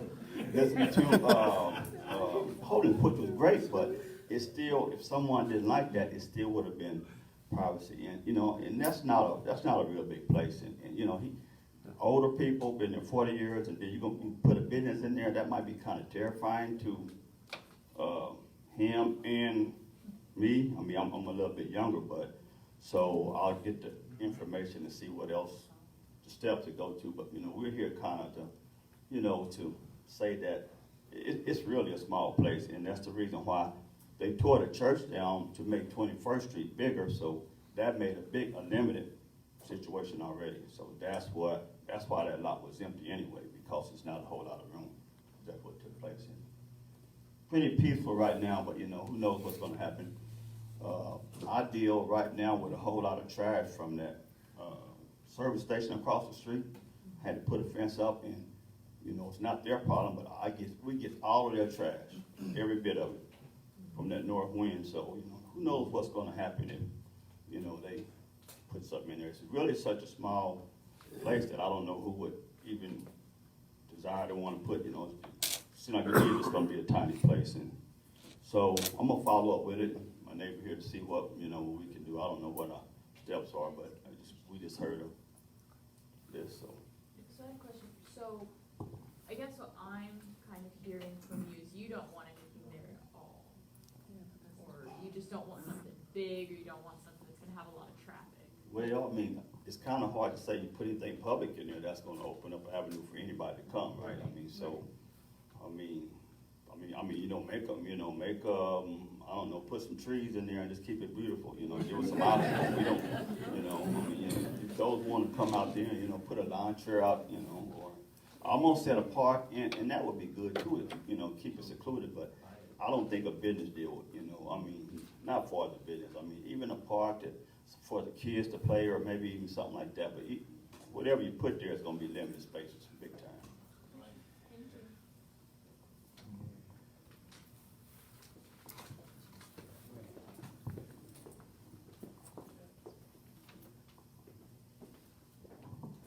Good evening. I'm Mr.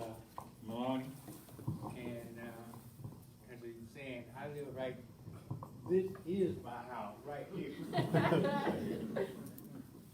And I am very concerned, I've been there 52 years. And, I was hoping to die there.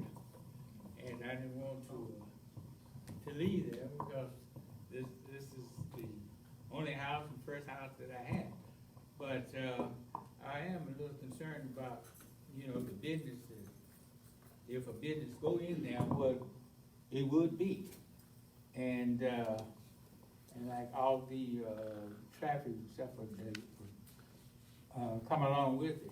Now, I was really concerned about would that be, what potential building, business, you would have there and the driveway accessible to the building. Whether it come off from Maplewood or 21st Street, however, you know, because, I remember when the church was there, it was a driveway to come in adjacent to my property there. So it never did bother me, so, but, like you said, it was just a little noisy sometimes, but other than that, you know, they say, I love the Lord too. And, my next question was, what type of landscape, buffer wall would they put along there if they did put some kind of business there, you know? And next thing would be, the lighting. If they have some kind of business that was gonna lighting, what they have there that would, you know, maybe disturb some of the neighbors, which would probably like to have the light anyway. So, and the next thing would be, what business hours, will be permitted under this, you know, business that they have there? So will it be, you know, all night, be up, will it just be a certain time of day, you know? So, that's what I was concerned about, with that. Russ, would you be willing to Okay. talk? Let's go, but I'm gonna read the question so I can type in the same order. Will the driveway come off of Maplewood or 21st? Maplewood. So, are you finished, sir? Yeah. Okay, so using this as a bad angle, Turn it around, the red dot is worse. Good. so this is. Cut it off, you might cut it off. So, this is a little bit, we kind of lost some depth perception here, so this may not look like it's going to be feasible, but we wouldn't be able to access directly off of 21st Street, more than likely. So we would probably see here about 15 to 20 feet off of the curb line, a drive aisle. Imagine driving your car in here and there would be parking between the sidewalk and this drive aisle, and there would be parking back here. So you would have one drive aisle that would connect, say maybe 20, 25 feet off of 21st Street to the south, coming clean across. So you can access both cross streets with that traffic circulation. Regarding lighting standards, so the zoning code has a 15-foot height limit on all lighting. within 200 feet of residential, so we're clearly within 200 feet of residential. So we would have light standards that would have to be shielded away from the residential areas into the interior of the site, and it can only be 15 feet in height. The next thing would be is that we would have to provide screening, a screening fence 6 to 8 foot along all properties, and this kind of has a jog. So we would be required to screen from the Maplewood right-of-way line across to this point, north a short jog, and then back to Erie. We would have the landscape ordinance come into effect as well. So we would have buffer trees and landscaping back where the screening wall is. We would have street side buffer streets along the arterial or along our street frontages, and we're not going to be big enough to trigger parking lot trees, but some developments would have interior landscaping as well, but we're not really dealing with that. So there would be landscape treatments around the entire perimeter of the site, and then of course up against the building. Hours of operation, that's always a tricky one. I think if the district advisory board would want to consider hours of operation, we would typically see hours of operations limited to usually 10 o'clock at night to 6 a.m. So you'd be allowed to operate 6 a.m. to 10 o'clock p.m. I don't think the nature of this type of business or this type of development would suffer from hours of operation. So Can you again, repeat the nature again for people? I think they missed that earlier. well, this is Russ Avy's assumption, so you know how good those are. Right. Pretty bad. No. I'm working for a doctor, and so I'm assuming that based on some of the recent development or redevelopment along 21st Street, he wants some sort of tie geographically to Health Corps, to Wesley Hospital further to the south, and provide a medical. I'm saying there's probably an 80% chance this is going to be a medical service building, which we're good with neighborhood retail, right? Just being perfectly honest. Again, wanting to kind of maximize the ability to develop the site. I can't say for certain tonight whether or not this Dr. Major would want to have as well any type of business. At what point does a medical office become a hospital? It's not clearly defined in the zoning code. We have a clear understanding that's usually scale. The zoning code defines hospitals as places with a 72-hour or greater intended stay at times. So that's kind of one of the differentials. Most of our hospitals that are outpatient wouldn't fall into the zoning code's definition of hospital because you don't stay there for a couple of days like you would Wesley or Via Christi St. Francis. So does that answer questions? Thank you. Thank you.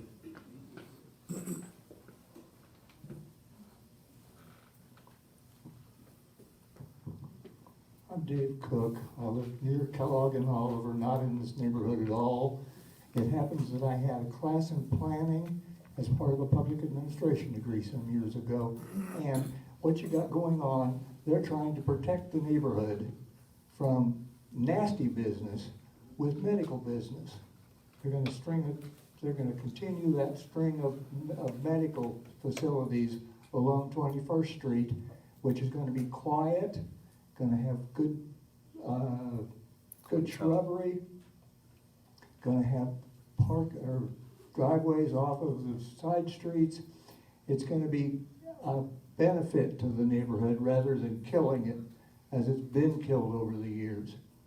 This is something the planning department does. That's why they do it. It's philosophical because planning is always trying to move ahead and make more money for somebody. So what they're trying to do is protect this neighborhood that's been beat up over the years and maybe get it to come back a little bit and keep these guys' houses from being surrounded by noisy businesses and liquor stores and, all like that. So that's what they're trying to do, is protect the neighborhood from further decline and maybe help it come back. And that's what the protective overlay is for, because it kills everything that you wouldn't want done in that neighborhood just very neatly. So they're going to restrict it to what the neighborhood actually does want. Very good. Thank you. Is there anybody else that'd like to speak on the issue? Mr. Roseberry, you'll be up next. At least that's what they're trying to do. I'm Gerald again. I just have one little statement to make. Health Corps, when they came in, that is area, I guess, and now the cars get tied up because they got a parking lot right there. And if you go through there Monday through Friday, those cars are extended all the way right there. They're extended. They're extended from this corner all the way back down here in the neighborhood resident, and that building's supposed to be big enough to hold that. It's not even close. Go through there Monday through Friday, and you will see what I'm talking about, both sides of the street. So that same thing is going to repeat over here, most likely, because, I mean, if that was the case, all that room they had, if they didn't hold that building, I don't know how you think we're not going to get tied up with the same type of stuff right here. It's just going to be, parking is just going to be crazy, it's really. And also, the people at WSU going to be really mad because when they got a game, they use that parking lot.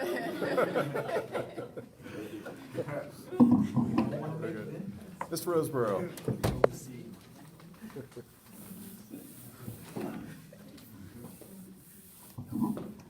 James Roseborough, and I'll be short.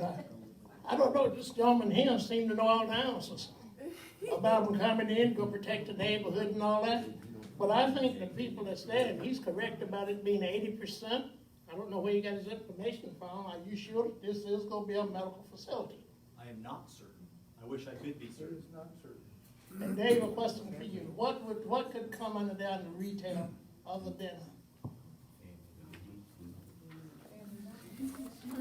Stand out there myself.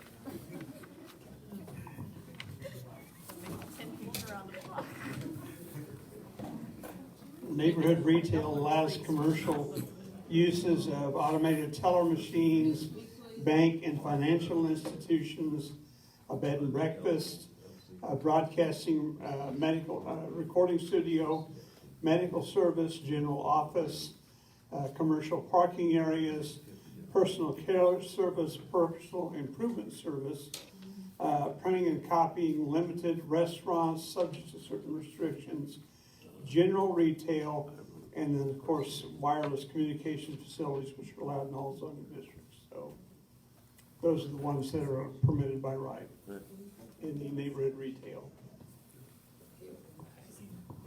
Okay, you heard it.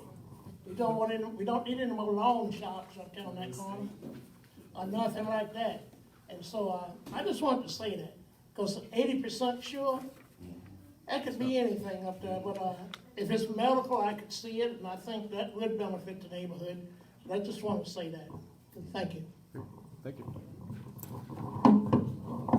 Is there anybody else that would like to speak on the issue?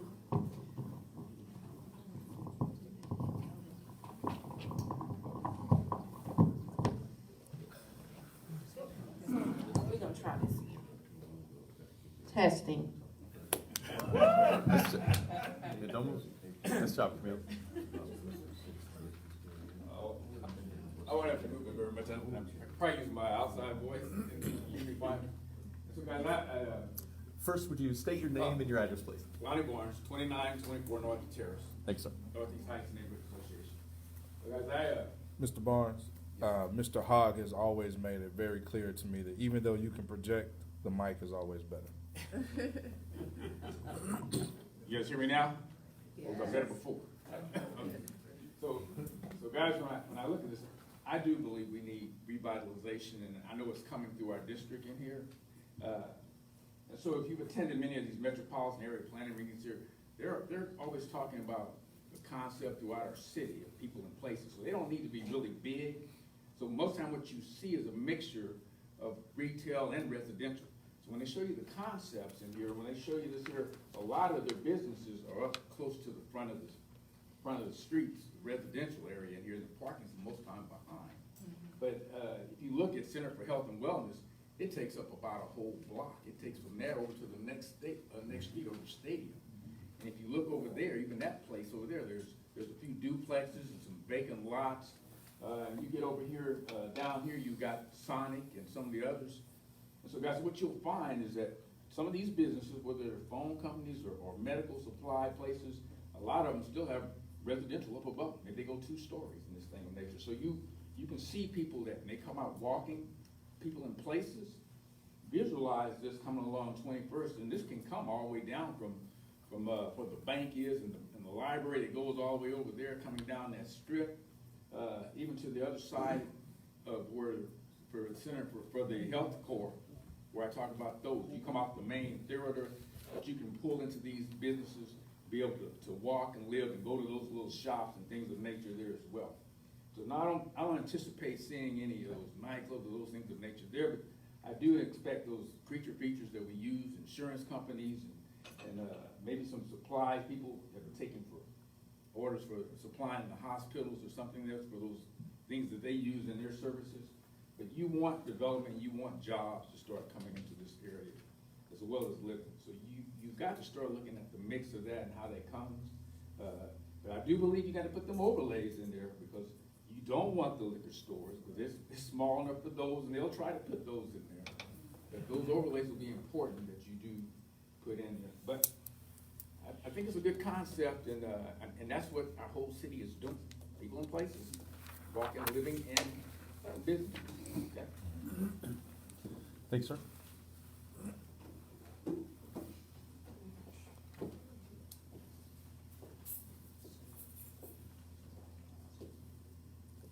Riff Gooch, 12 Christian Lakes Estate. How many of you here remember what 21st Street, driving down 21st Street from the university to the bypass looked like 40 years ago? Wasn't born. I remember 30.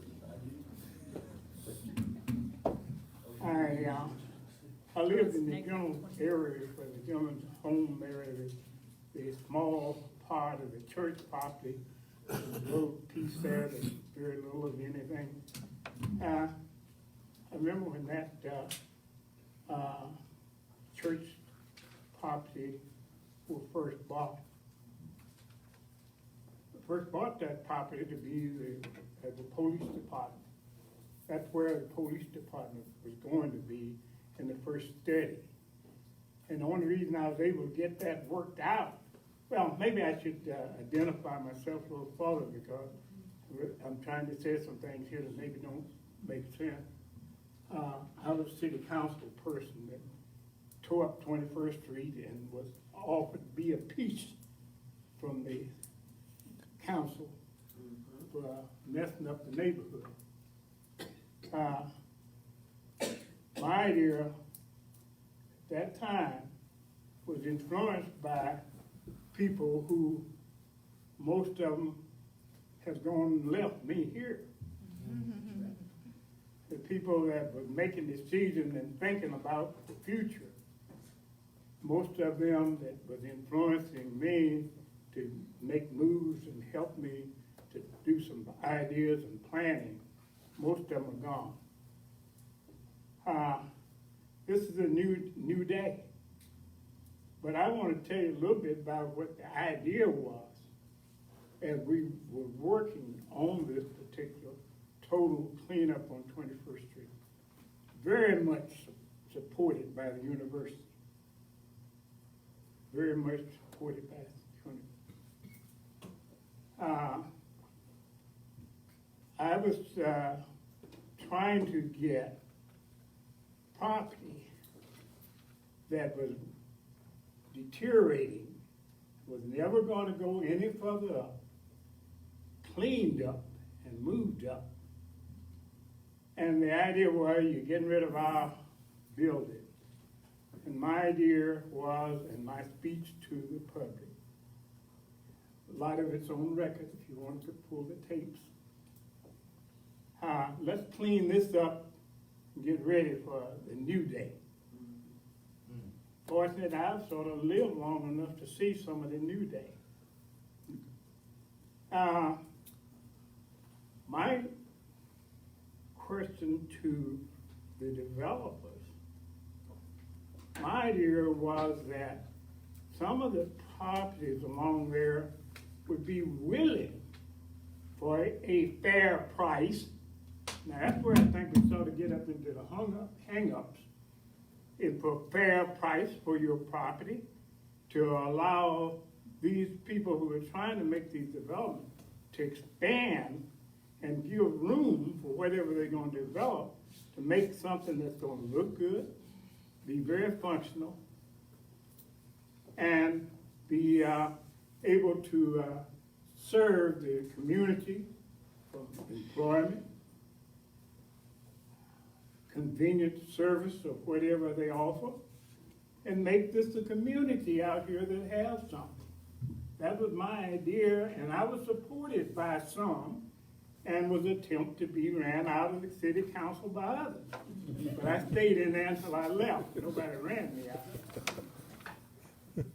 And the same thing I did with the Senate. I stayed there until I decided to leave. Nobody took me out. So I think that maybe a little bit more understanding of what the idea was. I think we're moving that way. I think you should also be doing some negotiating with property owners and making it fairly possible for a developer to do the things that will make this look decent. Now, I bring back another one of the ideas that we had at this time that I see we're losing it all. And that was, they said, we don't have ownership of the people in this community. My idea was that some of these things, and I'm not seeing that happen, that was going to be developed would be ownership of people in this community. And I'm a little disappointed that I'm not seeing that, because that was my dream. In fact, I maybe had a little thought that I might have even sometime got out on 21st Street. At that time, it just didn't look like any place I would have wanted to be in a business. But after cleaning it up and bringing things in here, it looked like where I would want to be. I'm very successful in getting one of my good friends on the north side of 21st, Datamac, George Johnson. His wife Pam developed a beautiful building in there, got involved in government contract work that I was able to pull to their advantage because of being in the city council. And that was the one and only thing that I was able to get to happen that represented the kind of thing that I had ideas for that was going to happen along 21st Street. Now, I'm not speaking in support of anybody. I just thought that sitting there listening, did anybody know how this all got started? And I decided, well, I'll get up and let that city council person, he knows, I've told him, he's too young to know then, but I told him what was going on. So let's see where we are here. A number of pieces of property yet that need to become commercial to help make more room for more development. It's like the medical place that's there now, they expanded out and you got just a small row of vacant lots and homes that's not very well kept, that could clean up and make that more commercial. That's the kind of thing that the 21st Street idea was, and it was the idea of the community. At that time, it was the idea of the community. That's before you had your United Dab Board. Just have to tell you about that. I created you guys. Before the board was represented in the north area here and nobody else out, but yet you were part of the district. my idea was that it should be expanded to people representing Toll District. And I thought that's on the matter of record. Shoulders have to be. We are wrapping up.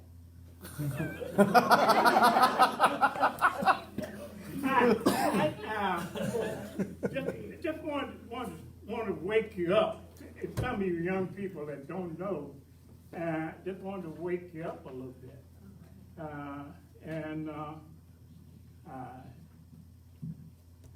I didn't expand here, I expanded on the other side. I'm on Douglas, my business. My business is on Douglas.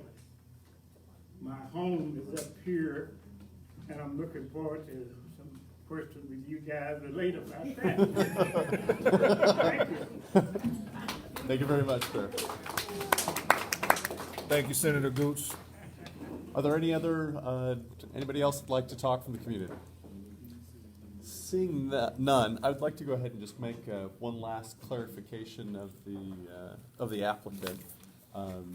Based off of everything we've actually heard here, what I think I understand from the process is made an initial request and staff suggested something lower, and now you're saying, could we do this? Would you put in words again for us, based off of what you said just a little bit ago, what you would recommend now? Sure, well, I'm not in a position to recommend. I'm Request. in a position to request. So we had our full-on, straight, limited commercial zoning request, which is before you tonight. Staff recommended denial of that request and interchanged a recommendation for neighborhood retail. We are in partial agreement, the majority agreement of that neighborhood retail for all the reasons discussed here tonight. There are simply two medically related land uses which are not permitted in neighborhood retail that are permitted in limited commercial that we would ask to create, and we've done this numerous times. You zone the property limited commercial, and by virtue of a protective overlay, which acts as like a covenant, if you will, it will state in there all permitted uses, permitted by right, under the NR Neighborhood Retail Zoning District, together with nursing facility and hospital. Okay, thank you. Yeah, and I think that takes care of everything. It takes care of all alcohol-related uses. If that is the way to go with a protective overlay, I am going to throw out here, just because I don't have the zoning code with me, and this gentleman handed I think liquor stores actually fall under any other type of retail sales. So we could, in theory, and I don't know the state licensing requirements, which may preclude us from having a liquor store here, but since it was brought up, we are permitted retail sales, which I believe permits retail liquor sales, if one would want to eliminate that as well through this protective overlay. I think one could probably recommend to the Planning Commission and then on to the City Council to add a condition to the protective overlay that would eliminate all retail sales of liquor. We obviously can't have a nightclub without special approvals. We can't have any sexually oriented business without, but I think we could have a retail liquor store, quite frankly. So if we don't want that, if we don't feel comfortable, I'm not advocating for that. I would say that you may all want to recommend killing that off as well. Very good. I think I saw someone out in the public that was interested again. Faith Shulman, Ninth and Waco, I'd much prefer not to be up here, but the question is burning inside me. What kind of doctor is this actually? So if that, I don't know if I missed that. I don't know if that question is particularly applicable, but I'd like to know what kind of doctor. Well, I would argue for purposes of land use, that's not going to be germane to the discussion of land use and zoning. I do not have any conception of what these positions are. I literally have a sticky note in my boss's folder that says Dr. Brad Major. So it looks like a doctor's group. I can't honestly say what type of medicine they practice. Would the staff be okay with the new requested zoning? I'm sorry? Would staff be okay with the new requested zoning? Who knows what this Well, will be like? the position we'll take at the Planning Commission is what the staff report says. This kind of request is not that uncommon, and the Planning Commission's well-versed in handling these kinds of things. And I don't know that there would be that much heartburn over that kind of a request. It's gonna be read the tea leaves a little bit of what the plan commission does Thursday. But we see this kind of stuff quite often. Very good. Okay, I wrote down a lot of questions. Okay, so if we did limited commercial with the overlay of however he worded it with, neighborhood residential with exceptions of, was it hospital and nursing? In the future, our overlays, are they able to be overturned or changed or removed? They could be amended, but they have to go through the same process. There's still a public hearing required. It would still be brought to the day of the future with the request of a future owner or this owner to deciding that, you know, conditions have changed and we would like to amend what was previously approved, but that's true of anything. So if it was amended in the future, let's just say it got amended in the future, could it go back to the regular purposes or uses of a limited commercial? Yeah, or it could be even more restrictive. But when you zone something limited commercial, can that be? Are you asking if it's a slippery slope? The landowner has the right to Well, it sounds ask like it. it's, if you can change or amend the overlay, then in the future it could change to something more aggressive than what's being That's set true before right us. now, irrespective. Um, Any landowner at any time has a right to ask for a change. You know, just asking for the change and getting is two different things. Right. What if- I will have more questions. Yeah. I wanted to ask, in light of that, the hospital and nursing facilities, I'm having a hard time visualizing what that looks like. So do you have like a visual reference that you could tell me of like a hospital or nursing facility so I can see like what would that look like if we stuck that on that lot? What would that be? What would that look I like? have no clue. I mean, it's, that kind of land use could be anything from a facility that is providing aggregate care to people who come in on a periodic basis, but they may not be there all day, to if they have the wherewithal to get all the licenses and everything else, it could be converted into a use that you might have aggregate care type folks that are living there in a small assisted living type facility. So, I mean, it could be any number of things. Then, you know, there's also the right to build single-family homes and duplexes on the property too. So, are there, okay, so I was gonna, in light of the neighborhood residents speaking, I was gonna, try to entertain some overlay, options myself, but I had a question of, the height of the building. Do we know how high the, building is? Is it health core that's to the, west of this lot?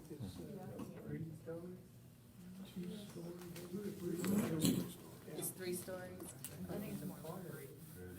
Is there, I'm just sorry, I'm not familiar with the neighborhood residential versus limited commercial. Is there, could it go higher?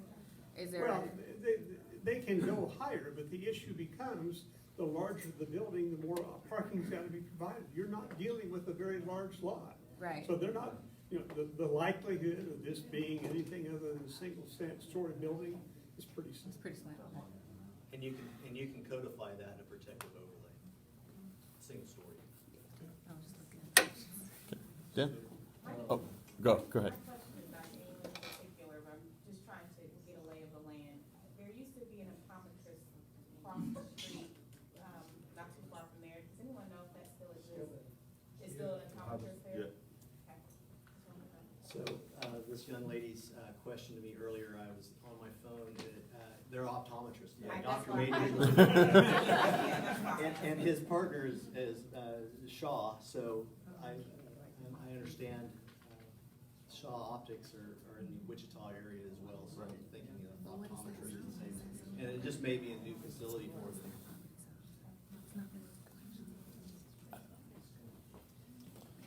So now I'm 90% sure it's gonna be medical. Very good. Are there any other questions from the board?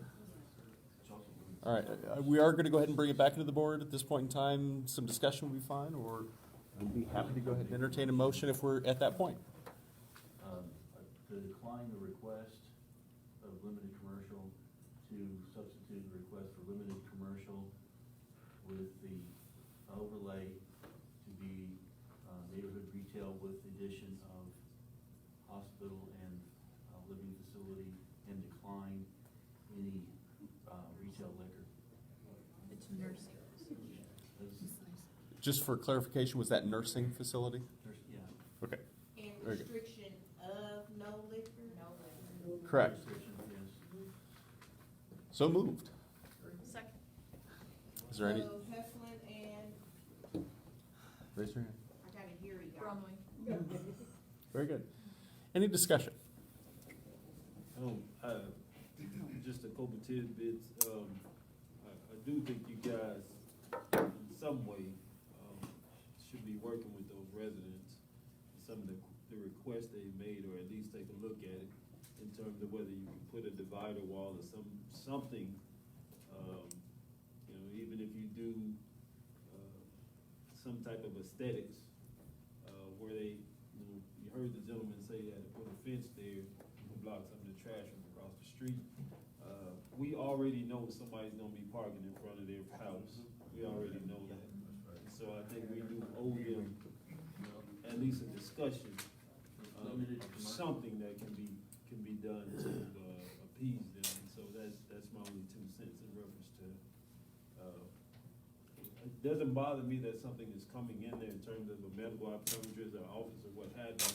It bothers me when something comes in and we have no regard for the residents who are in the fabric of the community, who has been there for years, who have explained numerous times that they already deal with WSU parking, and then they deal with the office across the street parking.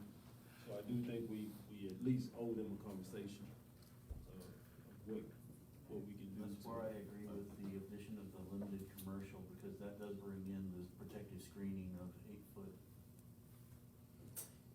Am I correct? Either one of these zoning categories. Any type of residential and non-residential. So we would have screening requirements regardless if this was any type of office. Okay. Very good. Yeah, go ahead. Did you ask for limited commercial with the or did you say the other way and add in the 2? We cannot add in the 2. We have to take the higher zoning district, which is limited commercial, eliminate everything, and only save the 2. Okay.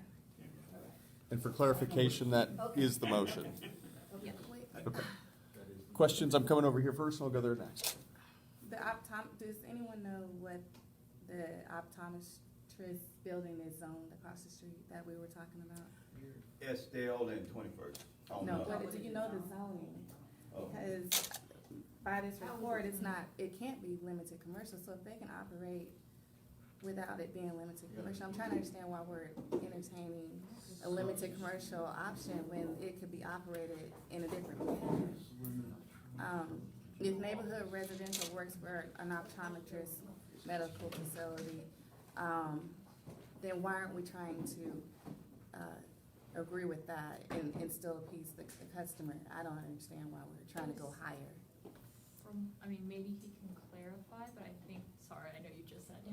No, I'm But I sorry. think That's your question. Yeah, because it is a question of can this type of facility, like an optometrist. We don't know that's what it's according to. Okay, we don't know it, but we're entertaining the fact that it could be. So if it can be an optometrist building, can it fit in neighborhood residential? It's neighborhood retail, and yes, that use would be permitted in R. The situation is that we have a group of optometrists that are buying this property. The assumption is that they're going to build themselves a clinic or a medical office facility. We don't know that for sure, so what we try to do is open up a range of acceptable uses, which I think this protective overlay, at least the way I heard the motion, seems to be an appropriate array of land uses for this particular property. And then my other concern, I'm sorry, is we haven't entertained the lighting, like we did do like the parking and stuff like that, but I was thinking more like lit signs and things of that nature to protect the neighborhood around. I feel like we should put some type of overlay in place for that not to be a nuisance on the neighborhood. The provisions of the current codes between the building codes, the sign code, and the zoning code will pretty well It'll take address care of all that. those issues. Okay. Very good. Over here, Tom. I was just gonna say pretty much the same thing. I'm inclined to agree with staff recommendation and do the lower of the zoning restrictions, just based on, what the land use could be used for. So, I don't know why we're jumping up a code in order to, that's all. Just go ahead. I would just echo the sentiments that have already been shared. I just think it's concerning that conversation has not happened with community members, and I personally wouldn't feel comfortable approving something where the community's input hasn't been heard fully. If there's 2 people here tonight, there may be an additional 2 people out there who have more concerns. I just think we need to be cognizant of the parking that has already been brought up, the fact that Wichita State has their games over there, and so these 2 residents, I'm sure, are already faced with congestion, and this is only gonna add to that. We're assuming that this is going to be an optometrist that comes in, but we can be bamboozled 6 months from now, like we have been in the past, and this could hurt the fabric of this community, and I think we need to be cognizant that we are representing the citizens of District 1, and we need to protect their best interests, and if we don't know for sure what the intent of this applicant is, then I don't feel confident saying that this is the best thing for this community and the fabric of this community. So I just wanted to go ahead and lay that on the table to be completely transparent. I wanted to say just a couple of things, I guess, related to that. And we've talked about this just a little bit before. In the way that the city is actually operating from a zoning perspective, we're never going to get full plans until, right now, I wouldn't expect that to happen almost ever. Okay, so just from an expectation perspective, while we all like that, I just don't foresee it happening. So I wouldn't have that expectation to start with. So keep that in mind. The other thing I'd actually keep in mind is that while we have this label of actually talking about limited commercial, the fact that you've actually stripped out everything, it's that in name only. And so at least my own personal concerns, because you've taken out everything except for the particular things that you would want to actually have there that would actually be synergistic with some of the other medical businesses there, that's only a good thing. And the fact that at least the motion that's actually on the table right now actually takes away one of the primary things that would be available in limited commercial anyway. You've kept all the good and gotten rid of the bad, just in my line of thinking. But that's my own 2 cents. Yeah, I'd like to speak in favor of the motion, just the same sentiments. I think we've shaved off enough, and I understand completely that it looks goofy, that, we bumped up a step to take the lot down, but, I think the request was explained well enough, and I think we heard from some of the residents here. I would like to hear from more. I don't know how the residents were contacted, but obviously the conversation, has reached some residents, specifically the ones right next door. And if we've been able to have enough overlays to cover the type of establishments they were worried about, and even if this isn't an optometrist, from everything we have heard, I'm not foreseeing this being a business that works outside of the 8 to 5. So, as working on 21st this summer, I know that the 5 o'clock traffic is terrible. I know that it takes, a good 5 minutes to take a left turn off the 21st. But if I left at 5:15, it was cleared up. And Wichita State games are a lot later in the evening, so hopefully we wouldn't have that same 5 o'clock traffic. That business, whatever it may be, would most likely have a clear parking lot before the games even started. So I wouldn't hope to see too much of an overlap between Wichita State For the games at least, I won't speak to the students in their classes, but for the games at least, I wouldn't predict the traffic of the business overlapping with that too much. That members, I could bring you back to one of your original questions you're talking about, and we still have a recommendation on the floor, is the Shaw business is Class C. For tax purposes, and that means it currently is being classified as commercial property for tax purposes. That's how the appraiser's office is classifying it for taxes.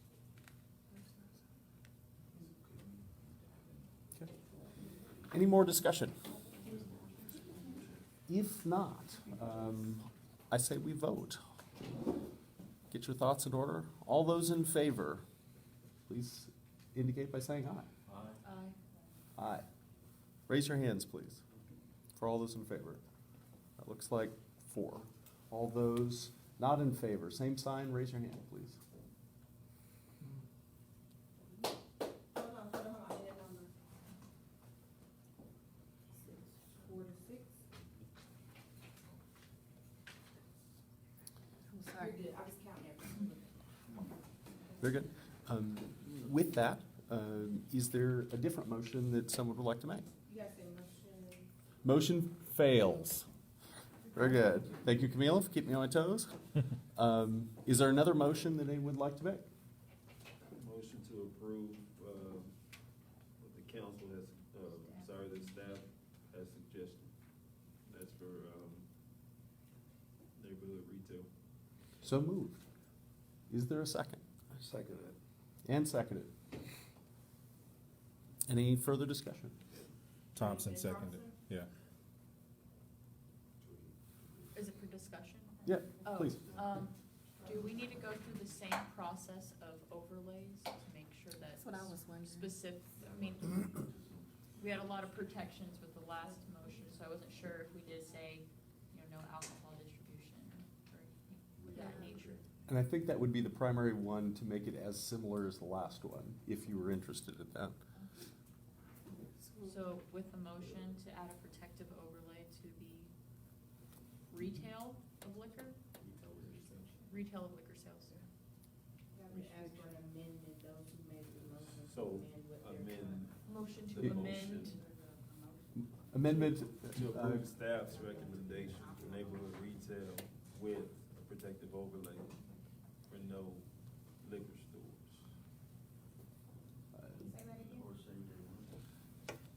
let me see if I can, motion to go ahead and accept or approve staff's recommendation for neighborhood retail with the additional overlay of no retail liquor. Can we also add an overlay for payday loans? I'm gonna ask that question here. Do what now? Question about payday loans, sir. Falls within that. I'm sorry? Well, we've been through this before, and law department says you cannot stigmatize that. I mean, we tried to craft language. You're basically eliminating all financial institutions within that. So we can't put an overlay into a board? Well, you can do that. I mean, currently, in our district, financial institutions are permitted use by right. Okay. So if you want to recommend that type of, that banks and lending institutions can't go in there of any kind, you can do that with the protective overlay, yes.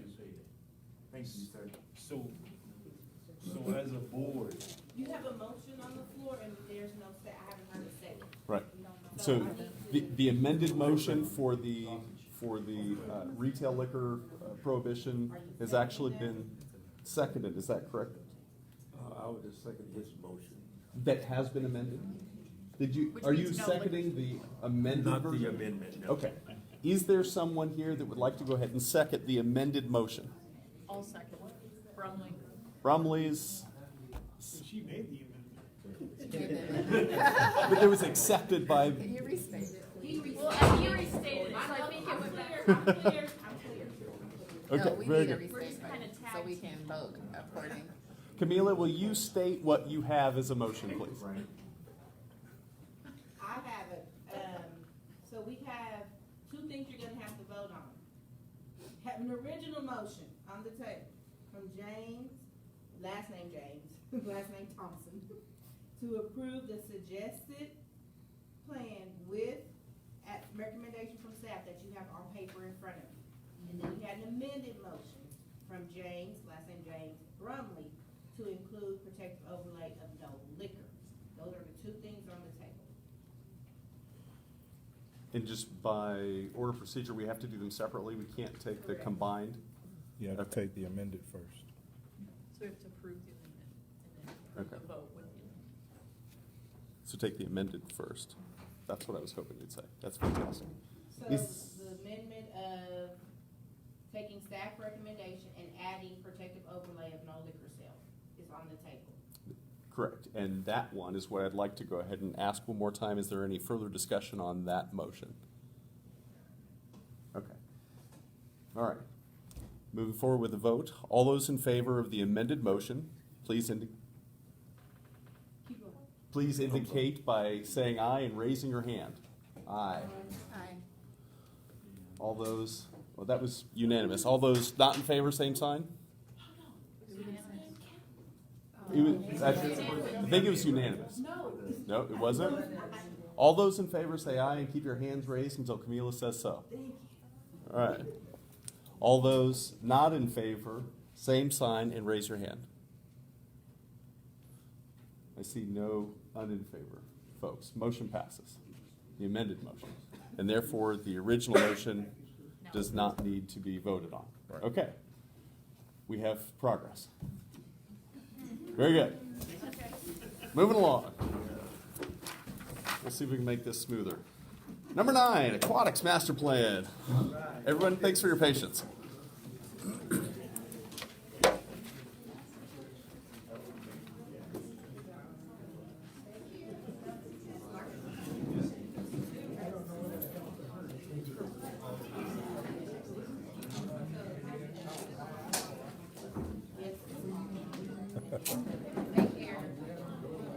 This is going to be the fun part now. Yeah.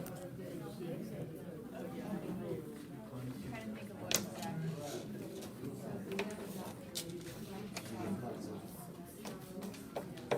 But the business, I guess what he's saying. You just want to ask, if you're not gonna stay for the aquatics plan for here, I need y'all to step out in the hallway. If you're not here for the aquatics, I don't think so. I think it's If you're not here for Go ahead. just throw me a couple. I was reading that tips are now going to be added into the service and not going to be just handed out. Services are free, so that's good. Well, good evening. Thanks for having me. I've learned a couple things tonight. I learned a lot about zoning, and I learned a lot about tattoos. So, it was not a waste. I definitely enjoyed the conversation.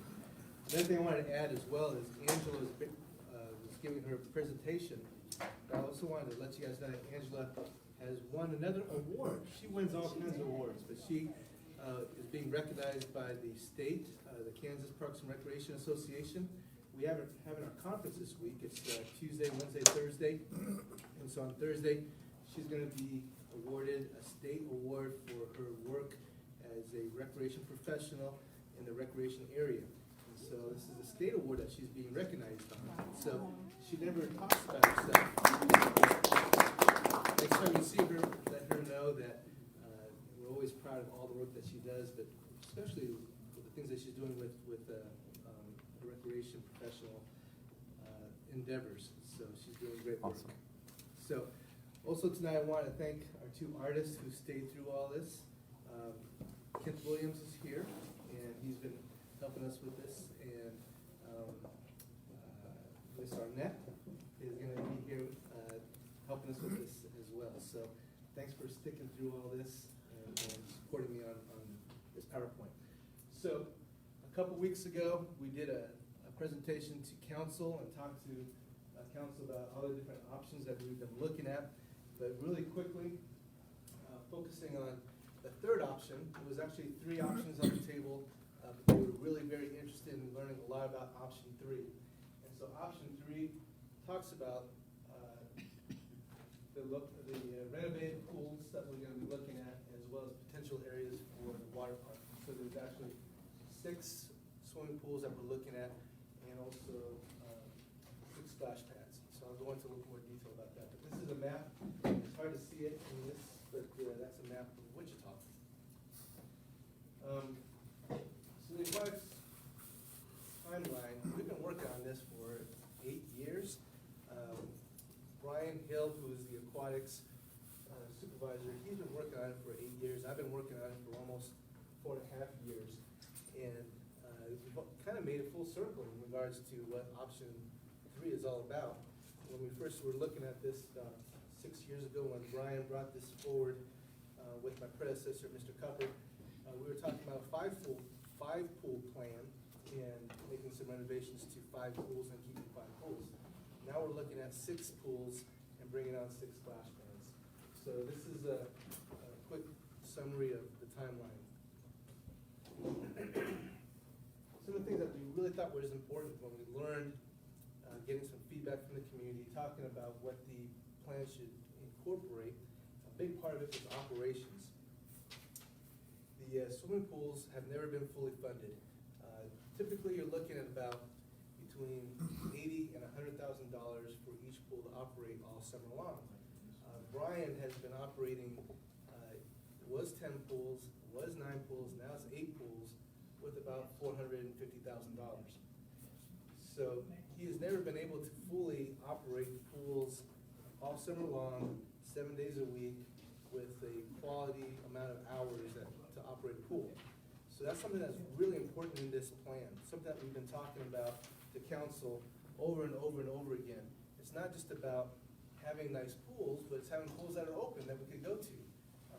So what we're gonna be proposing with option 3 gives us that from Memorial Day all the way to Labor Day. No, let's get the way down. From Labor Day all the way to Memorial Day. And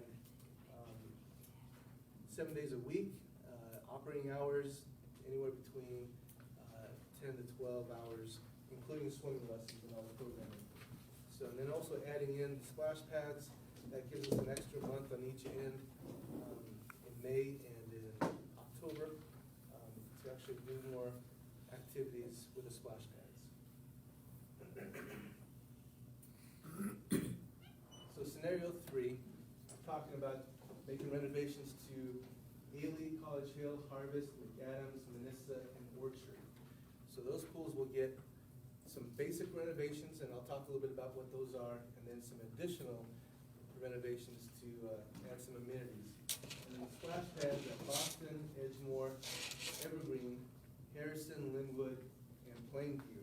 Plainview would be actually a location where we add a splash pad to that location, as well as Harrison. But the pools that we have at Boston, Edgemore, Evergreen, and Linwood would turn into splash pads.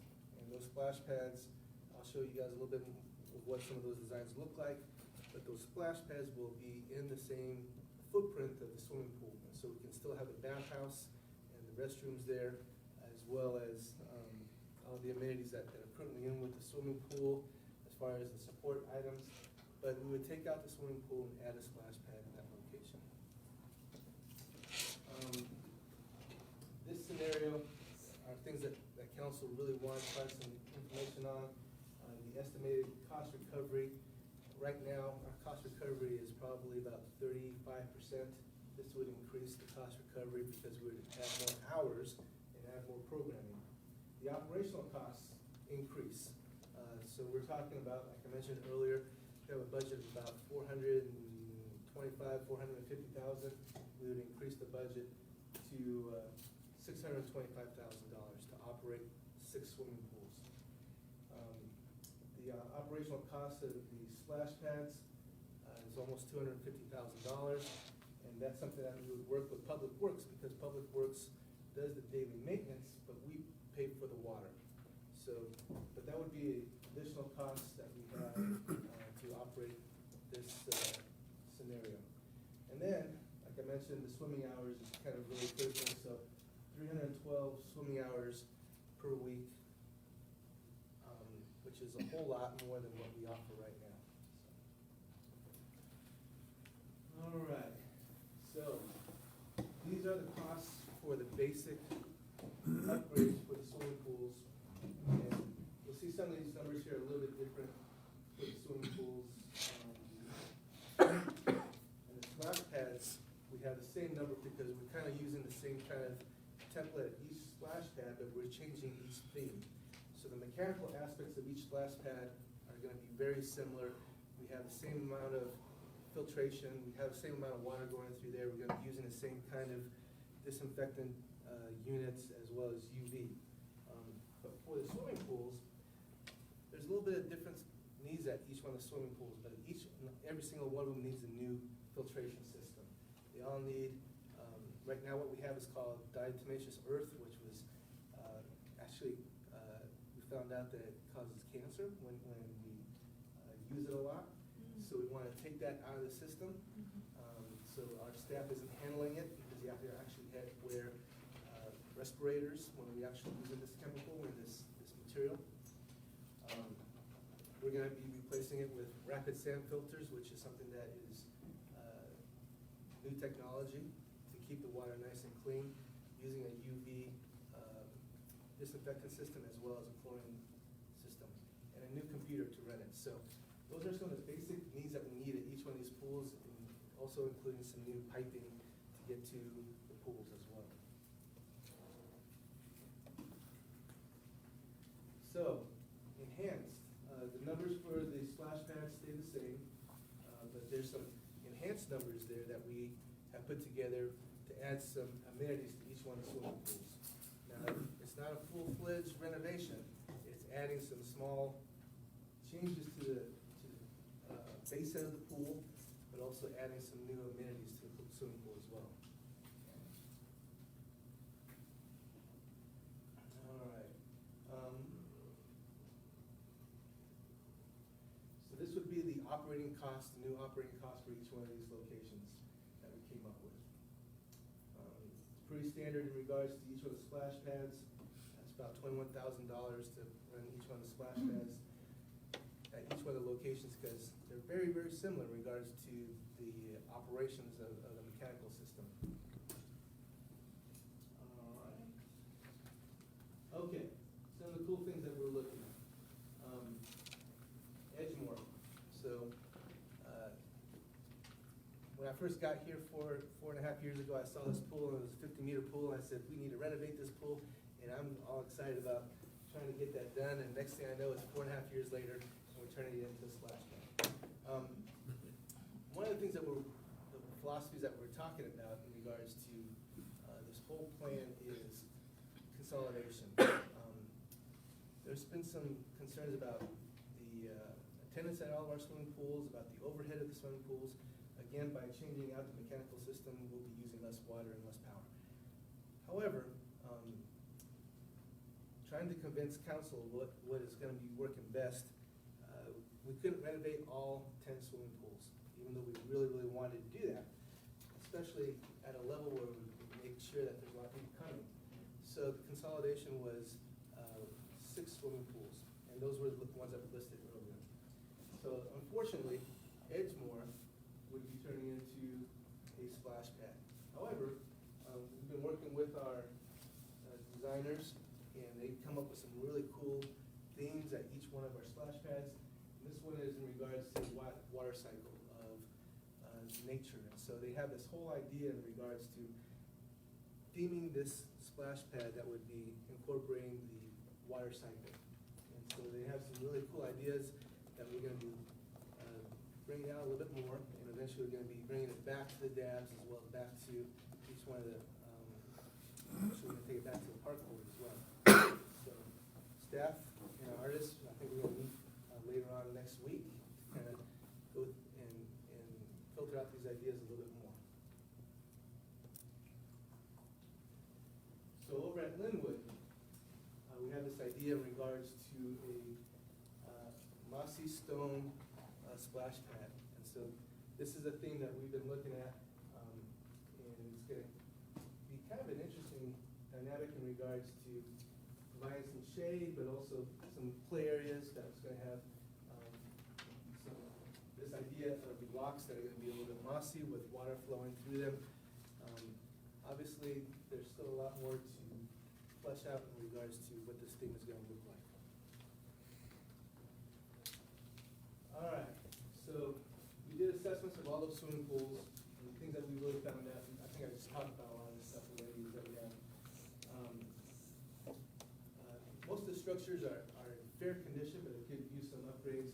But the filtration systems are all outdated, that need to be replaced.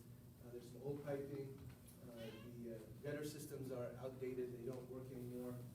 There's lack of zero depth entries and play structures. The houses are in fair condition, but they could always be upgraded. And that's kind of some of the things we want to do as well, is kind of freshen those up. And then just have a little bit more of an ambiance to the swimming pools, make them a little bit more inviting, not so dated. So those are some of the things that we're working on in regards to the amenities that we want to place in. So I talked a little bit about the diatomaceous earth filters, and the reasons why we don't want to use them anymore. It takes a lot of water to backwash these filters, as well as a lot of time. It takes an hour and a half, whereas we use the modern rapid sand filters, we can backwash in 15 minutes. So huge savings in regards to time and labor. All right. So here's the more modern rapid sand filters. There's a lot of upgrades that we can work on these, but they still filter very well. It's just brand new. So McAdams Pool. Structure is actually in very good condition compared to some of the other ones. When we were talking about how we're going to prioritize consolidation of swimming pools, the first idea was which ones had the lowest attendance, and those ones would be the ones that would go away. Hence, that was what was the direction that was given, and McAdams at the time had very poor attendance. But when we talked a little bit about making some changes and looking at some different criteria, and we looked at which pools are going to last the longest, if we put some money into them, which ones are going to last the longest? McAdams. McAdams is actually really well built, and so it rose up to the top of the list. Along with some of the other things, I'll talk a little bit about programming and community connections that we want to work on. However, McAdams Pool is still kind of dated, needs a little bit of elbow grease and some cleanup and doing a few extra things that we want to do. So this doesn't give it justice. Obviously, this is the pool empty, and once it's filled with really clear blue water, this place looks really fantastic, and that's kind of the picture that we should be putting up here. I'm looking forward to once we get everything going. So there was actually two different options that we were looking at for McAdams, and here is one of them, and this one has some features into it. I'm going to pull it on this side. Joey, can you take the mic with you, please, because we're live streaming. Is that better? Yes. Okay, so.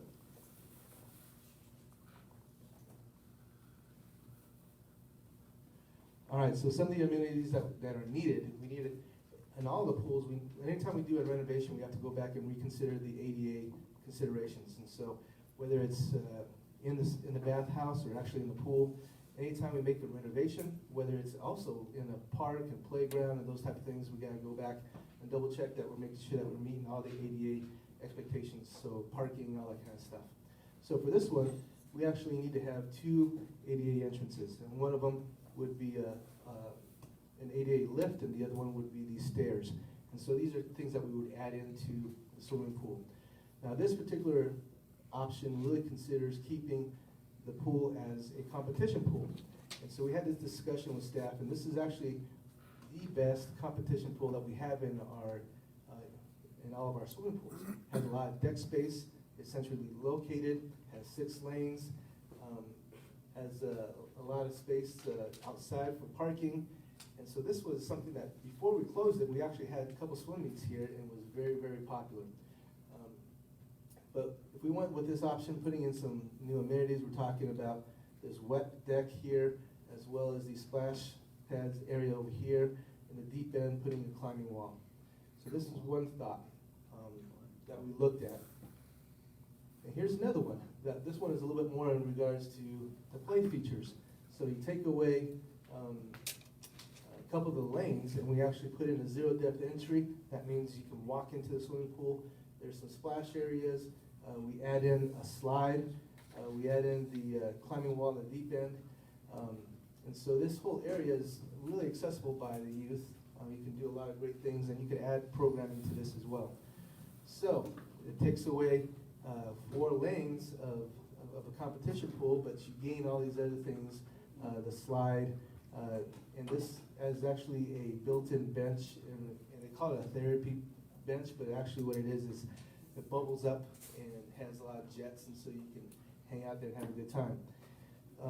But this is the big thing, that you would be able to have more splash area for the kids to come in and hang out. So with this toddler slide also, I've seen this as a big, I've seen where there's these big frogs and you come out and you slide on the frog's tongue into the swimming pool. But they have all kinds of different ones out there. So this is an idea that I think I spent some time with Councilmember Johnson. This is something that he thinks is going to be really popular with the community. And so we went back with staff, and I keep talking about Brian Hill, and we talked a little bit about where would we move all of our competition items and swim meets, and there's other locations where we would have to enhance those areas, and that's where we would host our swim meets and do swim team practice and those type of things. But this still gives you 2 lanes for you to do fitness swimming. Also, you can do swim lessons here as well. So these 2 options is kind of what we were looking at for McAdams.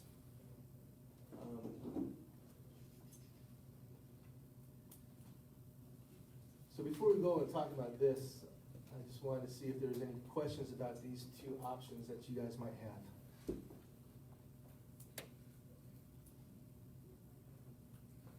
Kind of like the option of having this competition and the splash pad on the side.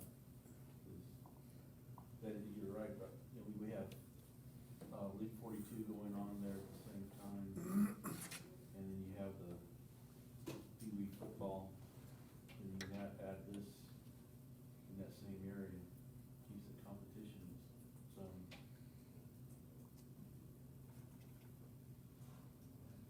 Do you want us to save all of our comments for the end, or just do questions now, or? Well, okay, I'll finish this next slide. It's really, Okay. has nothing to do with the whole presentation, other than that.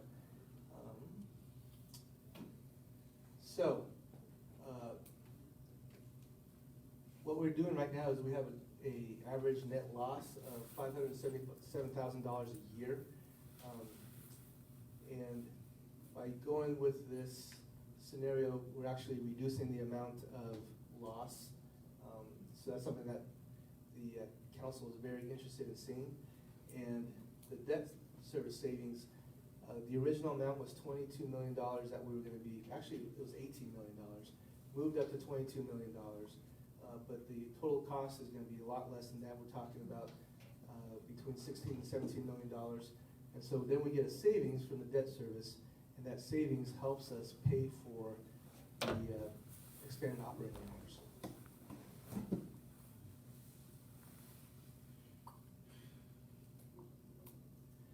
So going through the CIP timeline, what we're looking at right now is this $22 million. It's going to take us 5 years, and since we lost a year, we actually were going to be doing a lot of this stuff this past year, but we'd have to bump everything down a year. What we want to do is, if we end up doing this, which I think we're doing this, we're going to be front-loading everything into 2 years. So right now, we're using this money for all the design work.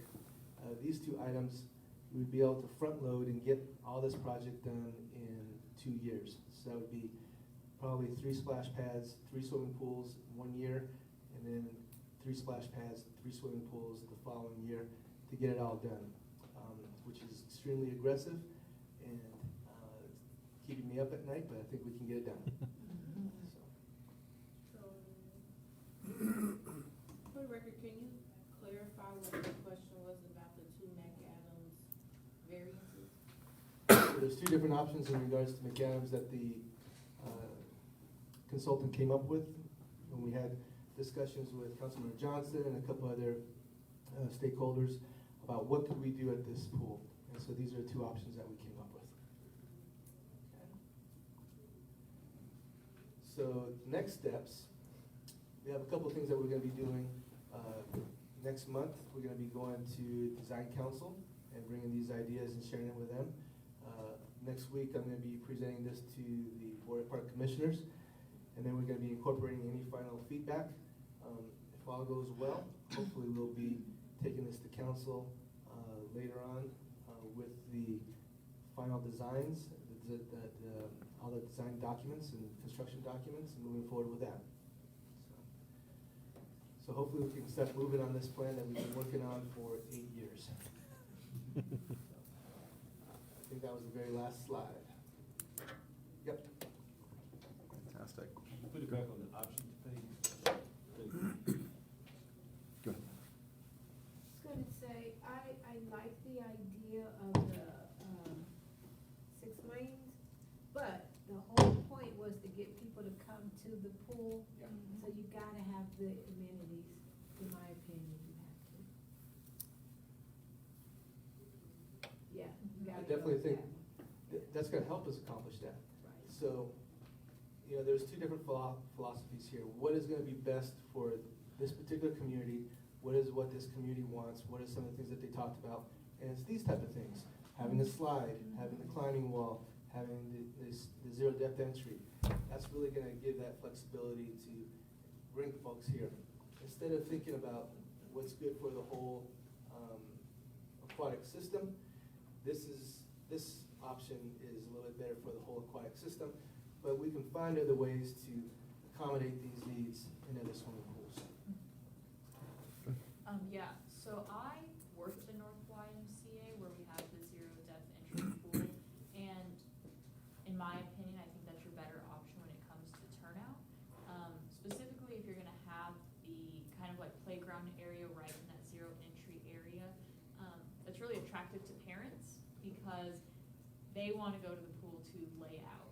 And if they have a zero depth entry, they can lay out, it can be cool, it can be right next to where their kids are playing with.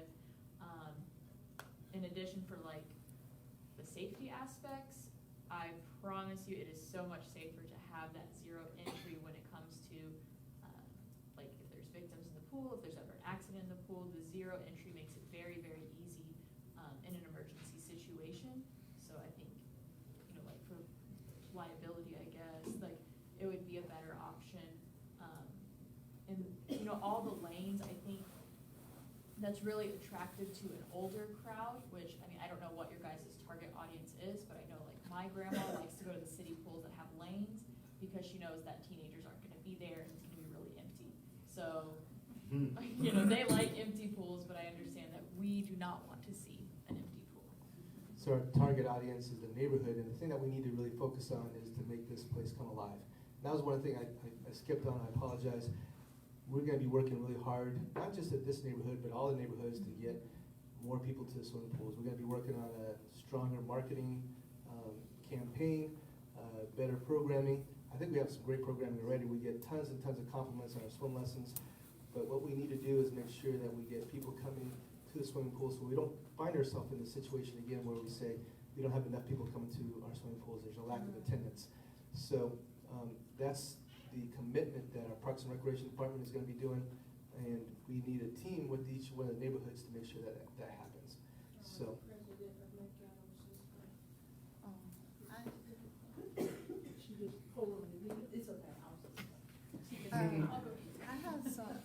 As a non-swimmer, I have some non-swimmer questions. Just the layout of the pool, which first of all, I like this option B for all of the play-in amenities. I think that it will compete with our out-of-skirt outdoor pools like the YMCA's at like the Andover and not. So I think it would be very opportune for us to have something like this centrally located that competes with those ones that you have to travel really far to get to. because we don't have it centrally located. My question, just so I can understand the layout of the map, where, the lanes, is that the only area where you would learn how to swim? Where would you propose that you would be learning how to swim? So in this layout right here, Mm-hmm. so we have tons of opportunities. So the really young kids that don't know have any experience, they could go into the shallow area, go into zero depth.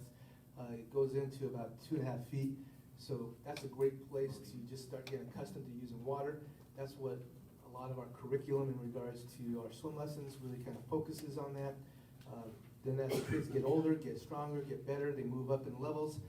There's deeper water for them to practice and swim, whether it's to get some distance. That's the whole length of the pool. We still have the deep end for them to actually do some deep water.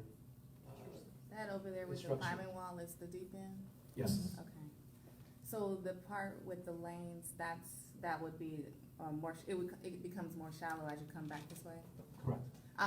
Listen, I'm gonna be taking lessons myself. I'm not talking about the kids, I'm talking about myself. So I won't be in the zero depth. I'll need to. So I'm looking for safety zones for myself. That part that has the netting, is that gonna be removable? Cause that's the proposed area for laps, right? This right here is for Uh-huh. the laps. So that's a net over it, right? No, it says volleyball net. So that's something that we could put in and take out.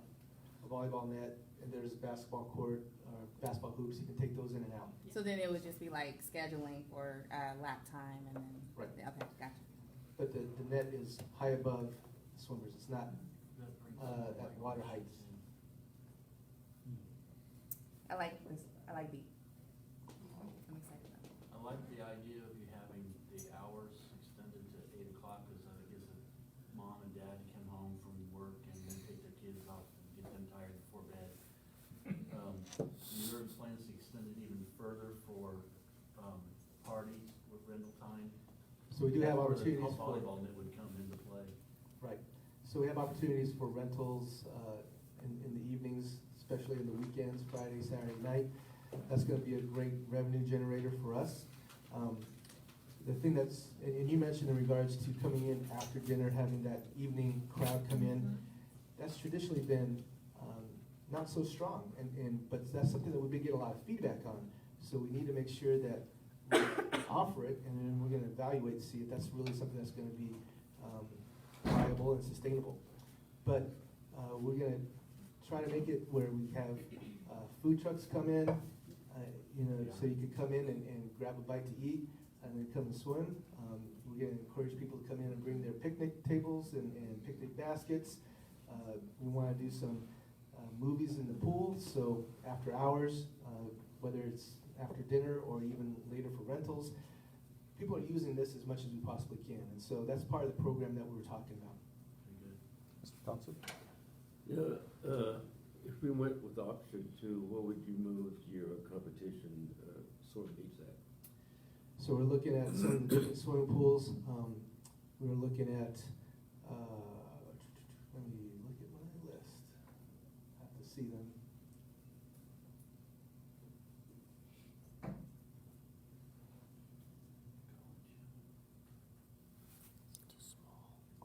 All right, so College Hill is pretty small, but Ailey, that's the one that we probably use the most. Harvest has 5 lanes, and that has a lot of deck space, so we'll probably use that one as well. Manissa, it's a great place, it has tons of parking, and so those would be the main ones that we'd be using for our swim team and swim meets. In line with that question, are there any competitive teams that are interested in Gaddings right now, or expressed any interest? So we haven't had too much success in regards to hosting a swim team there or a neighborhood swim team. That's something that we had talked about, working with the neighborhood. There's USA Swimming that has a lot of interest in regards to bringing on a swim team at this location. So, but so far we haven't really had a whole lot of interest in that. Now, anybody else from outside the neighborhood, they've been looking at other swimming pools that are not city swimming pools where they host their swim practices and swim meets. So people from outside of our operations really don't see these swimming pools as viable for regular competition. I have a question about, is it Linwood, splash pad? Yep. The mossy stone, are those proposed to climb on, or is that just for visual purposes? It's gonna be both, but it sounds kind of scary, but it's not gonna be like, there's very high standards in regards to safety that we work on to make sure that it's gonna be viable. So it's not gonna be a slippery slope or slippery rocks that you're gonna be climbing on. Okay. Actually, what we've been talking about is something that's gonna be a material that's really soft. I've seen those before. They're kind of fun. Okay. Overall, I'm really impressed with what we're actually looking at now compared to what we were looking at just a couple of years ago. So that's fantastic.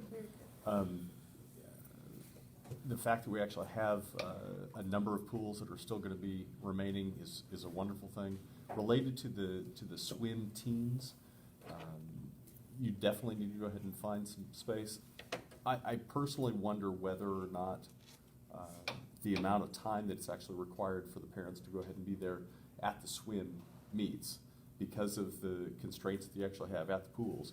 Because my wife, for example, will be there during the day, for oftentimes much of the day, just to go ahead and be involved in the swim meet, which makes it really difficult for people to go ahead and participate in that. It'd be one thing if you could take off, part of the day, the morning, or just the afternoon. What are the primary factors that drive that? Is it just the number of lanes to be able to go ahead and have enough people swimming, or enough pools to where you could break up the groups into different locations? So I think first of all, it is creating the interest. Taking it one more step back is, how much interest do we have in developing our swim teams? We have several higher level swim teams throughout the city. And Goddard is going to be opening up a brand new competition pool, so we have some folks that are going to be moving over there to get their higher level of competition swimming.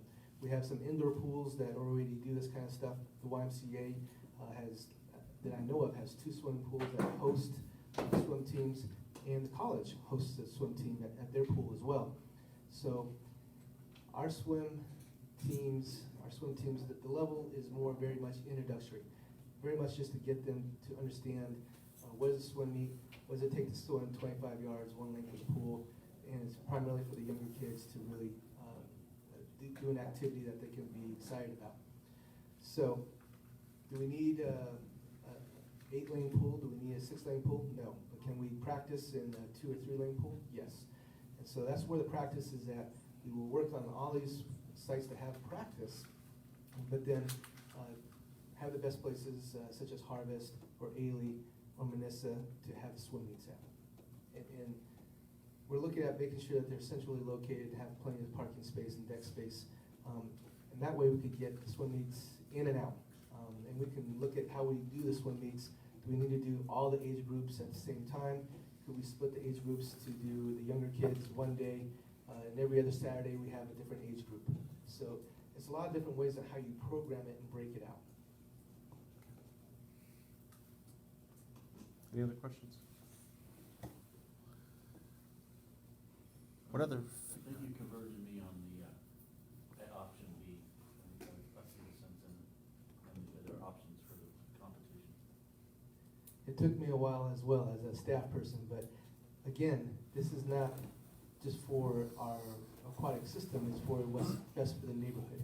And this is kind of what the neighborhood has been leaning towards and asking for and expecting. And obviously, I don't think we're giving them the whole ball of wax that they're expecting and wanting, but this is pretty close to it. What other feedback, other than what you've actually heard now, are you looking for? Well, this has been good feedback. If there's anything specific that you guys want to share with me, feel free to shoot me an email or call me, or share your thoughts with Councilmember Johnson, because he definitely tells me what to do and tells me what's going on in his community. So that's probably the best way of doing it, but you definitely are open to a phone call or an email. Feel free to share whatever you have. Question really quick. the same question I asked earlier about the baseball stadium. Do you all plan on incorporating any cultural art into the McAdams pool, like pictures of Jesse Owens or Dr. Martin Luther King, so that children who are coming to this area, I mean, even local people, Charles McAfee. So, I've had several conversations with Mr. McAfee, who is the architect of this particular swimming pool. Actually, I spoke to him last week on Friday, and kind of told him what the two options were and what he thought about it. And he was pretty excited, and I think he's a little disappointed that there's going to be some changes, but I think he was excited that this is what the community wants. As far as working with local artists, you have two that are in the room right now that I introduced at the very beginning. That's part of the team. And so one of the things that we're really focusing on is that each one of these swimming pools, we need to make them as dynamic as possible. And we wanted to make that connection with the community. And so one of the things that we talked about in one of our previous meetings with our two artists, with Connie and Kent, was we want the neighborhoods to come in and bring art projects to these swimming pools. Whether it's McAdams, whether it's Ailey, could it be a mural, could it be some kind of statue, could it be a mosaic with tiles, what is it gonna be? And so that's something that we want, so that those kids can come to the swimming pool and say, not only do I swim here, but my art is here as well. And that's kind of that connection that we want. So that's what we're working on. That's kind of the expectation. Now, is there budget for it? No. That's where I do my second job. I put on my other hat and I go find the funding, go find grants, go find folks to do donations. And I already got 2 or 3 leads on that already. So, but we're really excited. I think that we got some folks that I've spoken to in regards to some artists that will be supportive with this team, that we can do some great murals at each one of these swimming pools. And then, it's not so drab. We want these pools to look inviting and be part of the neighborhood. And so, hopefully that answers your question. Yeah, thank you so much, sir. Anybody else? Anybody in the community? Charlie, quick question. Safety. You guys will take extra safety precautions at these pools? And what would the additional cost be for that? So I'm very proud of our safety record that we have right now. We have one of the best aquatic staff that I know of in the whole state. I've been in aquatics for over 25 years. That's where I got my start, was running swimming pools. The Y has a great staff as well. I didn't want to let you out. This is where I started, and this is some really high expectations in regards to our operations. Brian, who does this, does a great job, and he knows what my expectations are and what we expect. So there's a few things that we have to change in regards to the layout of if we do a change to something like this one with option B, where you place your lifeguards, where you place your safety equipment, and all those type of things change a little bit as you change the footprint of the swimming pool. But just the idea of changing our mechanical system, we're becoming a whole lot safer already. So I'm pretty excited about that as well. Does it cost us any more? No. I think it's all going to be within the same budget we operate with already. Awesome. Any other comments from the community? All right. Troy, thank you very much. All right, thank you guys.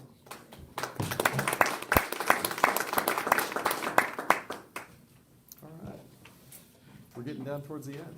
If I believe we are now on item number 10, updates, issues, and reports.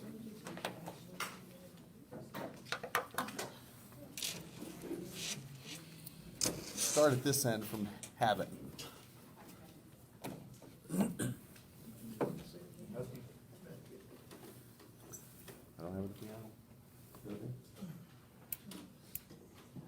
Wow. You got anything? Me, I've got one thing. I'm in disbelief. So there's gonna be a Wichita Downtown Streets conceptual plan discussion. This is Tuesday, February 5th. It's 5:30 to 7 o'clock down at the Distillery, 244 Old Town. The plan's gonna take into account East Douglas all the way going down through Delano. So it does affect quite a bit of District 1. If you have any thoughts or ideas about the street all the way from Douglas Sign District all the way through to Delano. Please attend the meeting. You have dates and time, you said place and time? Yep, it's February 5th, 5:30 to 7. Distillery 244 Old Town. Is that a thing where you can come and go, or do you need to be there for the whole thing? Yeah, it looks like there's from 5:40 to 5:55 is gonna be a presentation, and 5:55 to 7, you can visit different stations and look at some of the ideas. Weird. Well, I was going to say that, but Tom beat me to it, so thanks, Tom. Outside of that, February 23rd is the next Taking Action on Violence meeting. It will be at the center, 4 o'clock to 6 o'clock. That meeting will be led by a youth group called Progeny. So one of the things we heard in our first 2 meetings was, where's the young people?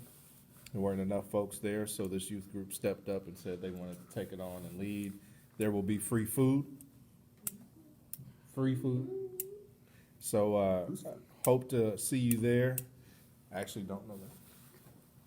I think they're gonna get pizza, but it may be something different. But again, from 4 to 6 is free, and we're gonna be talking about violence in our community. Camila is modeling the wonderful flyer for it.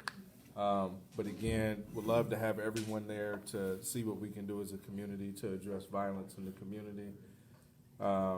Also excited about the aquatics plan. We have come a long way with that, and we're now in the final steps of presentations, getting approval, and then we will have a vote on that. And I think the city of Wichita will appreciate having access to 6 pools rather than what was proposed before, which was 3 regional pools. So we are increasing. Plainview is getting a splash pad. Troy's presentation focused a lot on District 1, of course, but Plainview gets a splash pad. We haven't seen a whole lot down there. I know that community will be very excited about that. And it's a big splash pad. It's like 6,000 square feet of fun for Plainview. So excited to see that. Other than that, that's pretty much all I have.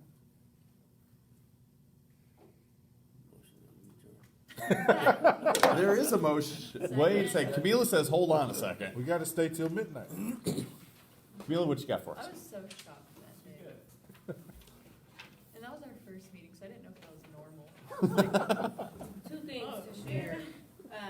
The Wichita Promise grant that District 1 invested in has now, for District 1, included transportation, textbook, and tools, and transportation is in the form of bus pass. So if someone does qualify and live in District 1, and this is in contrast to District 3, that District 1 grant will provide, the textbook is like $45. And so the District 1 grant is now going to pick that up also. And then I get to steal, I think this is off, the mayor's thunder for District 1. Sorry, Mayor. On Thursday, he's going to announce that Coven Neighbor Resource Center in Atwater, we are launching a pilot program. We have 20 hotspots to give to people in the neighborhood and check out, as in like library services. So people could go home and have Wi-Fi at home for 2 weeks. And with the option of returning it and taking it back out again. Through T-Mobile, we have the ability to turn it on and off and send you a reminder that you need to return our product. And if you don't return the product, you can't use it anyway, so it'll sit there dormant, right? It'll sit there dormant. So, as of Thursday evening or Friday morning, we'll start checking these out in the neighborhood. And I've actually found my first family for 2 teenage daughters in the home that they don't have Wi-Fi, and the mother is working fast food to make a living. So, again, that's an option. You'll see a flyer come out later on. Wow. Very good. Camila, is it okay to take that motion now? All right, there is a motion. Second, hold on, who made the motion? Mr. Thompson? There was a unanimous second. That's right. Roseboro, second. All those in favor, say aye. Aye. Motion passes. You guys are Roseboro back to the day.